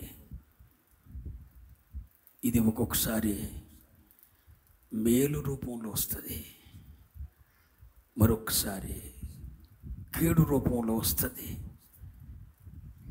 దాన్ని ఆస్వాదించాలి, దీన్ని ఆస్వాదించాలి. కీడు రూపంలో వచ్చినప్పుడు దానికి పరిష్కార మార్గం ఏంటో ఎన్నుకోవాలి.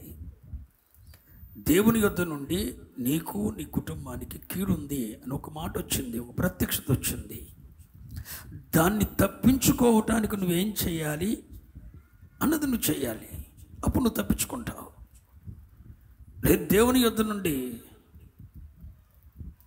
ఒక కార్యం జరగబోతుందని చెప్పి, దీవెనకరమైన ఒక కార్యం జరగబోతుందని ఒక ప్రత్యక్షత వచ్చింది, ఒక ప్రకటన వచ్చింది. దాని కొరకు నువ్వేం చేయాలి? అప్పుడు నువ్వు తేరి చూడాలి. ఏది దేవుడు చేస్తానన్నాడు దాన్ని నువ్వు తేరి చూడాలి. తేరి చూసిన దాంట్లో నీవు నిలకడగా ఉంటే అది నీ జీవితంలో జరుగుతుంది.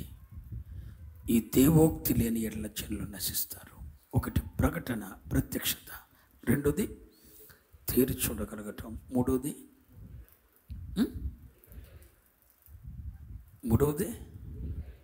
గురి కలిగి ఉండటం.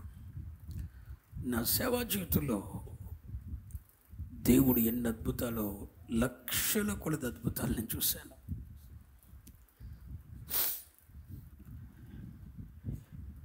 ఈ మనుషుడు బ్రతకడు,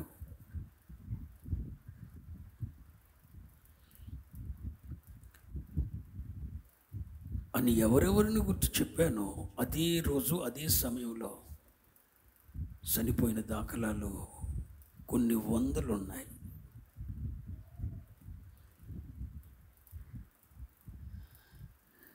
ఒకరోజు ఒక దైవజనురాలి కుమార్తె మంచం మీద ఉన్నారు. ఇక్కడి నుండి వెన్నుపూసకాండ కింద మొత్తం స్పర్శ కోల్పోయారు. యవనస్తురాలు.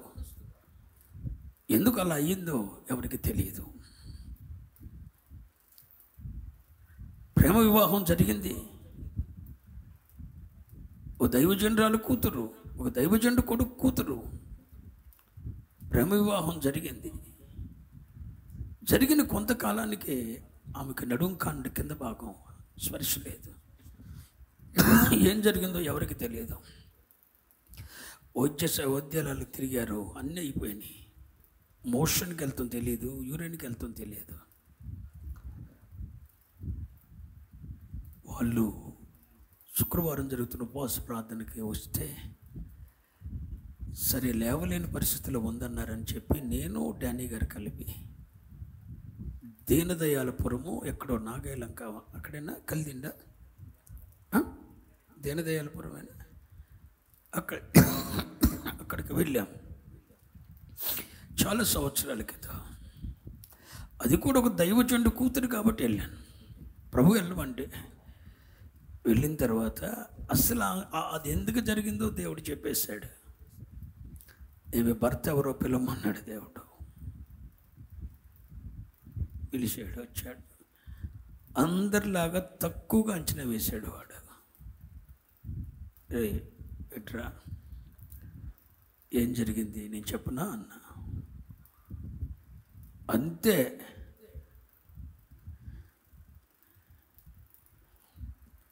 వాడు గడగడలాడిపోయాడు. స్పష్టంగా ఏం జరిగిందో ఆయన ఏం చేశాడో మొత్తం దేవుడు బయలుపరిచాడు. అంతేనండి, వాడు పారిపోయాడు.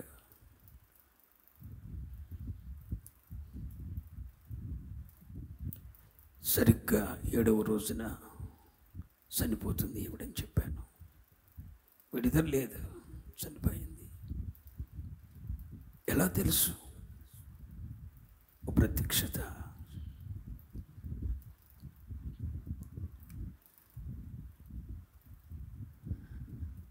మూర్ఛ రోగంతో మెడనరాలు తెగిపోయినాయి అని చెప్పి, రక్తనాళాలు చిట్లిపోయినాయి అని చెప్పి డాక్టర్ స్వరూప్ గారు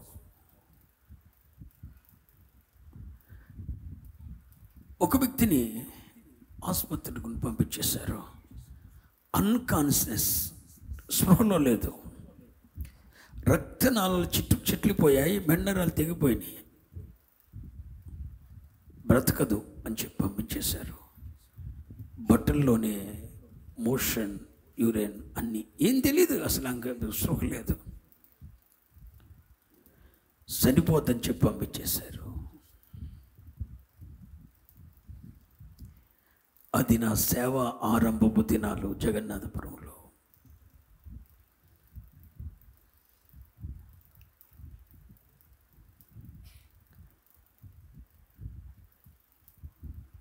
అవును, తీసుకొచ్చారు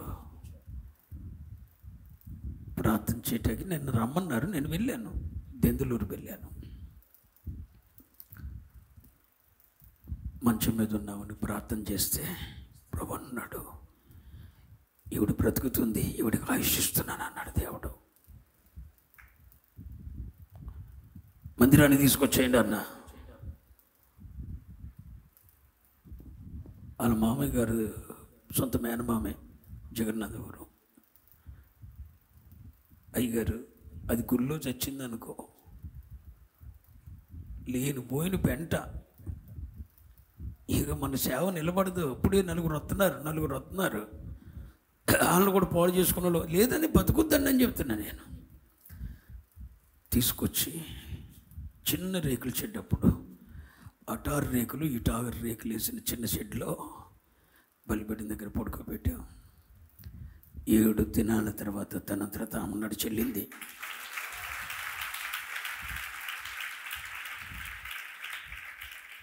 ఇప్పటికి బ్రతికే ఉందండి.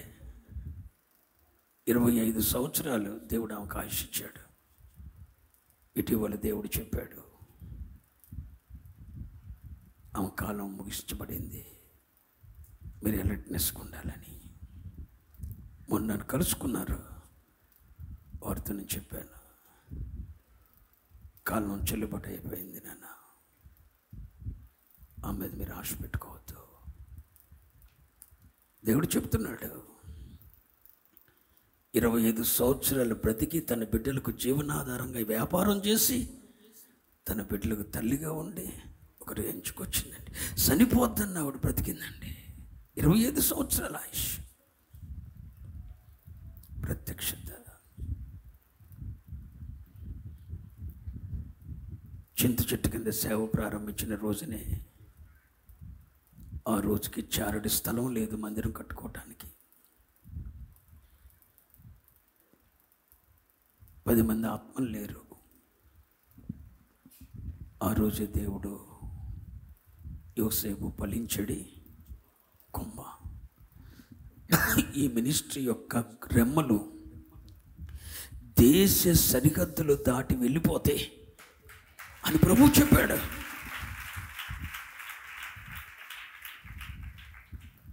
ఆ రోజుల్లో ఎగతాళి చేశారండి.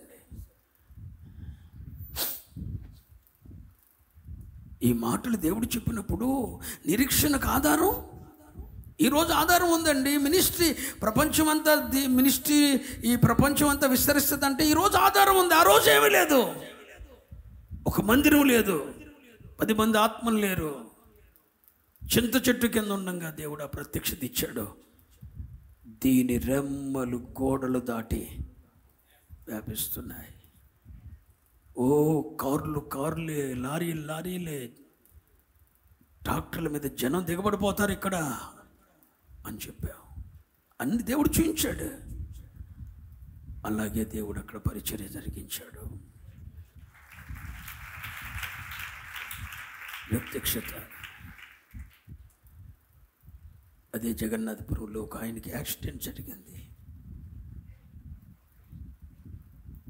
చాలా నెలలు కోమాలో ఉన్నారు. నా దగ్గరికి వచ్చారు, ప్రార్థన చేయమన్నారు.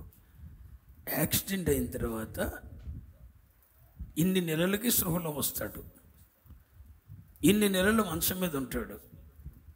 ఇన్ని నెలల తర్వాత డేట్లతో సైతం దేవుడు చెప్పాడు. వాస్తవం ఇది. జగన్నాథపురం బిడ్డలు ఇక్కడే ఉన్నారు, ఆ కుటుంబీకులు కూడా ఇక్కడ ఉన్నారు. ఇన్ని రోజుల్లో అవన్నీ నాకు గుర్తులేవు, కానీ ఆ రోజుల్లో డేట్లతో సైతం దేవుడు చెప్పాడు. ఇన్ని రోజులు కోమాలో ఉంటాడు, ఇన్ని రోజుల తర్వాత కోమా నుండి బయటకు వస్తాడు, అన్ని రోజుల తర్వాత వల్ల ఇన్ని నెలలకు నడుస్తాడు. అంత దేవుడు చెప్పినట్లే ఆ రోజులతో సైతం అదే రోజున కోమాలో నుండి బయటికి రావటం, మళ్ళీ ఆ ఇంటి మొత్తం రక్షింపబడటం, వారందరూ బాప్తిస్మాలు తీసుకోవటం. ఎలాంటి ఉద్యమం వచ్చిందనుకున్నారండి జగన్నాథపురంలో? అక్కడ ఒక 5వ దేవాలయం కడుతుంటే ధ్వజస్తంభం చెక్కేవాళ్ళు లేక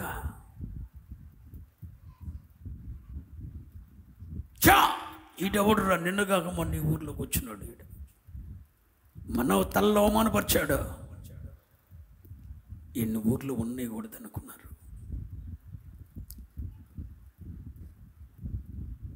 ఎన్నో ప్రయత్నాలు చేశారు. దేవుడు ఆ ప్రయత్నాలన్నిటిని చెతకొట్టాడు. దేవుడు మహిమగల పరిచర్యను అప్పగించాడు. ప్రత్యక్షత. ఈరోజు నేను చెప్పగలను, దేవుని ఏర్పాటులో నువ్వేమై ఉన్నావో చూడగలిగే కృప కలిగి ఉండటమే ప్రత్యక్షత. అందుకే ఎక్కువ సమయం గదికి పరిమితమై ఉంటాను. ఎందుకో తెలుసా?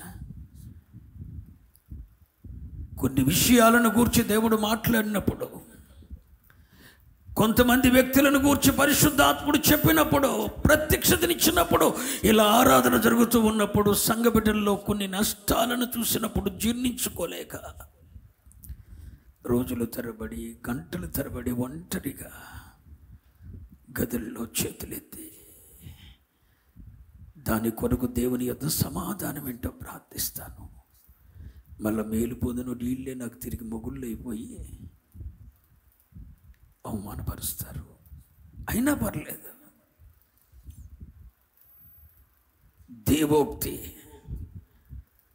దేవోక్తి లేక కొందరు నశించిపోతున్నారు. దేవుని యొద్ద నుండి ఒక స్పష్టమైన ప్రత్యక్షత లేక, దేవుని యొద్ద నుండి ఒక స్పష్టమైన ప్రకటన లేక నశించిపోయే గుంపు ఒకవైపు అయితే, ప్రత్యక్షత ఉండి ప్రకటన వచ్చి నువ్వు నశించిపోతున్నావు. నీవు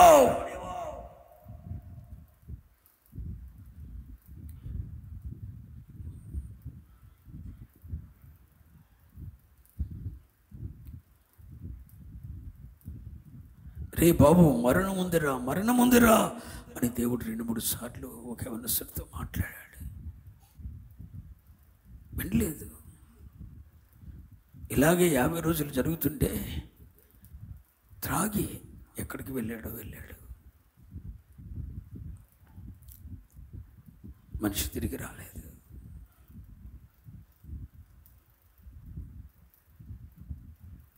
ప్రత్యక్షత అండి. నానాజీ గారు ఇక్కడే ఉన్నారు. నేను ఆ ఊరు వెళ్ళినప్పుడు వారి పిల్లలు చదువుకుంటున్నారు. వారిద్దరి కొరకు ప్రార్థన చేసి చెప్పాను, అయ్యా వీరిద్దరూ కూడా ఇండియాలో ఉండరు అయ్యా. ఒకరు ఒక దిశగా, మరొకరు ఇంకొక దిశగా 2 దేశాలలో వీరిని స్థిరపరచబడతారు. వీళ్ళ పట్ల దేవుని ప్రణాళిక ఇదయ్యా.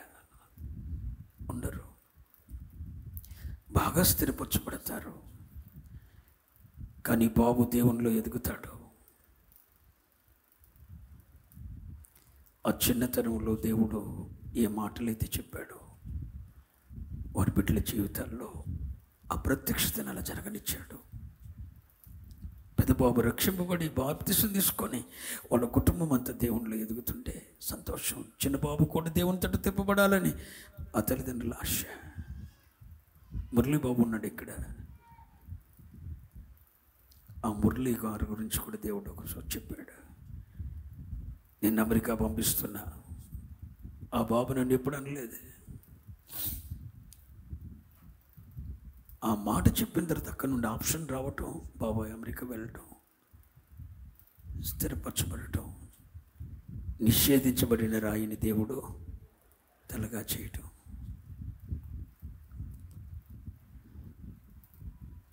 అటు మేలుల విషయంలో ప్రత్యక్షత, కీళ్ళ విషయంలో ప్రత్యక్షత. ఈ దేవోక్తి లేక జనులు నశించిపోతున్నారు. కరోనా రాకమునిపే ప్రపంచానికి తూర్పు దేశము నుండి ప్రపంచమంతటిని కంబలిస్తున్న ఒక భయంకరమైన వైరస్ ప్రపంచాన్ని చుట్టుముడుతుందని చెప్పి సంవత్సరానికి ముందే దేవుడు ప్రవచనం ద్వారా ప్రపంచాన్ని అలర్ట్ చేశాడు. ఎలా తెలుసు? ప్రత్యక్షత. శవాలు గుట్లై పడుంటాయి అని చెప్పాడు దేవుడు. అదే జరిగింది. భారతదేశాన్ని పరిపాలిస్తున్న ఈ ప్రభుత్వం స్థిరం వరకు సాగుతుందా? నెవర్.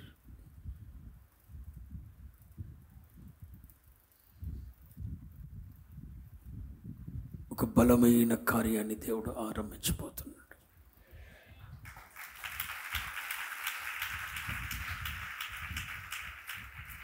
మహిమగల పరిచర్య పొందాను కాబట్టి ధైర్యంగా చెప్తున్నాను. నా ప్రాణాన్ని తీయాలని చూసేవాళ్ళు ఎంతమంది ఉన్నా దేవుడు ఎవరి చేతికి నన్ను అప్పగించాడు. నా మరణ విషయంలో కూడా దేవునికి ఒక ప్రణాళిక ఉంది. అది నాకు తెలుసు. నిశ్చింతగా ఉన్నాను. నా బిడ్డల విషయమై దేవుడు ఏం చేస్తానని మాటిచ్చాడో ఆ ప్రత్యక్షత నేను చూశాను కాబట్టి ఎన్నో అవమానాల గుండా వెళ్ళినా నిశ్చింతగా ఉన్నాను, కదల్చబడను. అది మనుషులు ఇచ్చిన ప్రత్యక్షత అయితే, నా ఊహలను బట్టి కలిగిందైతే అధైర్యపడతాను. ఆత్మ ద్వారా కలిగిన ప్రత్యక్షత. ఈ పరిచర్యను గూర్చిన దేవుని ప్రణాళిక ఏమయ్యిందో స్పష్టమైన ఒక ప్రత్యక్షత ఉన్నది. అధైర్యపడను.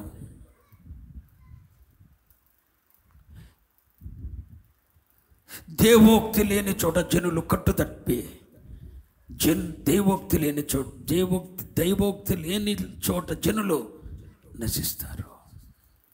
నువ్వు దైవోక్తి ఉండి నశిస్తున్నావు. అది నేను చెప్తున్నది. ఇలారా మేమేం చేయాలి? గోనిబట్ట కట్టుకోవచ్చుగా. దేవుని తట్టు తిరగొచ్చుగా, ప్రాధేయపడొచ్చుగా, స్పష్టమైన ఒక ప్రకటన వచ్చినప్పుడు దానికి లోబడొచ్చుగా.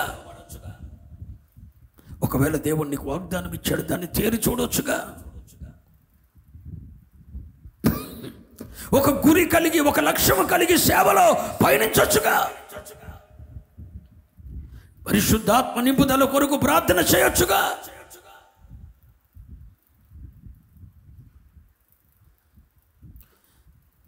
దేవుని మీద ఆధారపడే స్వభావాలు ఎందుకు? కృపావరాలను గూర్చి దైవజనుడు మాట్లాడుతూ ఆత్మ వలన ప్రత్యక్షత అందరి ప్రయోజనం. మరలా ఆ వాక్యం ఒకసారి చూడండి. 1 కొరింథీ 12:7. 1 కొరింథీ 12:7. అయినను అందరి ప్రయోజనము కొరకు అందరి ప్రయోజనము కొరకు ప్రతి వానికి ఆత్మ ప్రత్యక్షత అనుగ్రహింపబడుచున్నది. ఆత్మ ప్రత్యక్షత అనుగ్రహించబడుతున్నది. ఒకటి గుర్తుంచుకోరా, నువ్వేం చేస్తున్నావో నాకు తెలీదా? ప్రత్యక్షత లేదా? నువ్వు నా దగ్గర నా మాట మాట్లాడితే నేను నమ్ముతాను అనుకున్నావా? నమ్మను. నాకు తెలుసు. ఆ ప్రత్యక్షత లేకపోతే ఈ పరిచర్య ఏ రోజు పోగొట్టుకుని ఉండేవాడిని.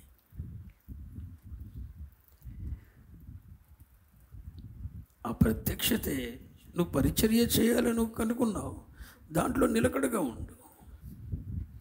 నువ్వు ఒక విజన్ చూసావు, దర్శనం చూసావు, నిలకడగా ఉండు.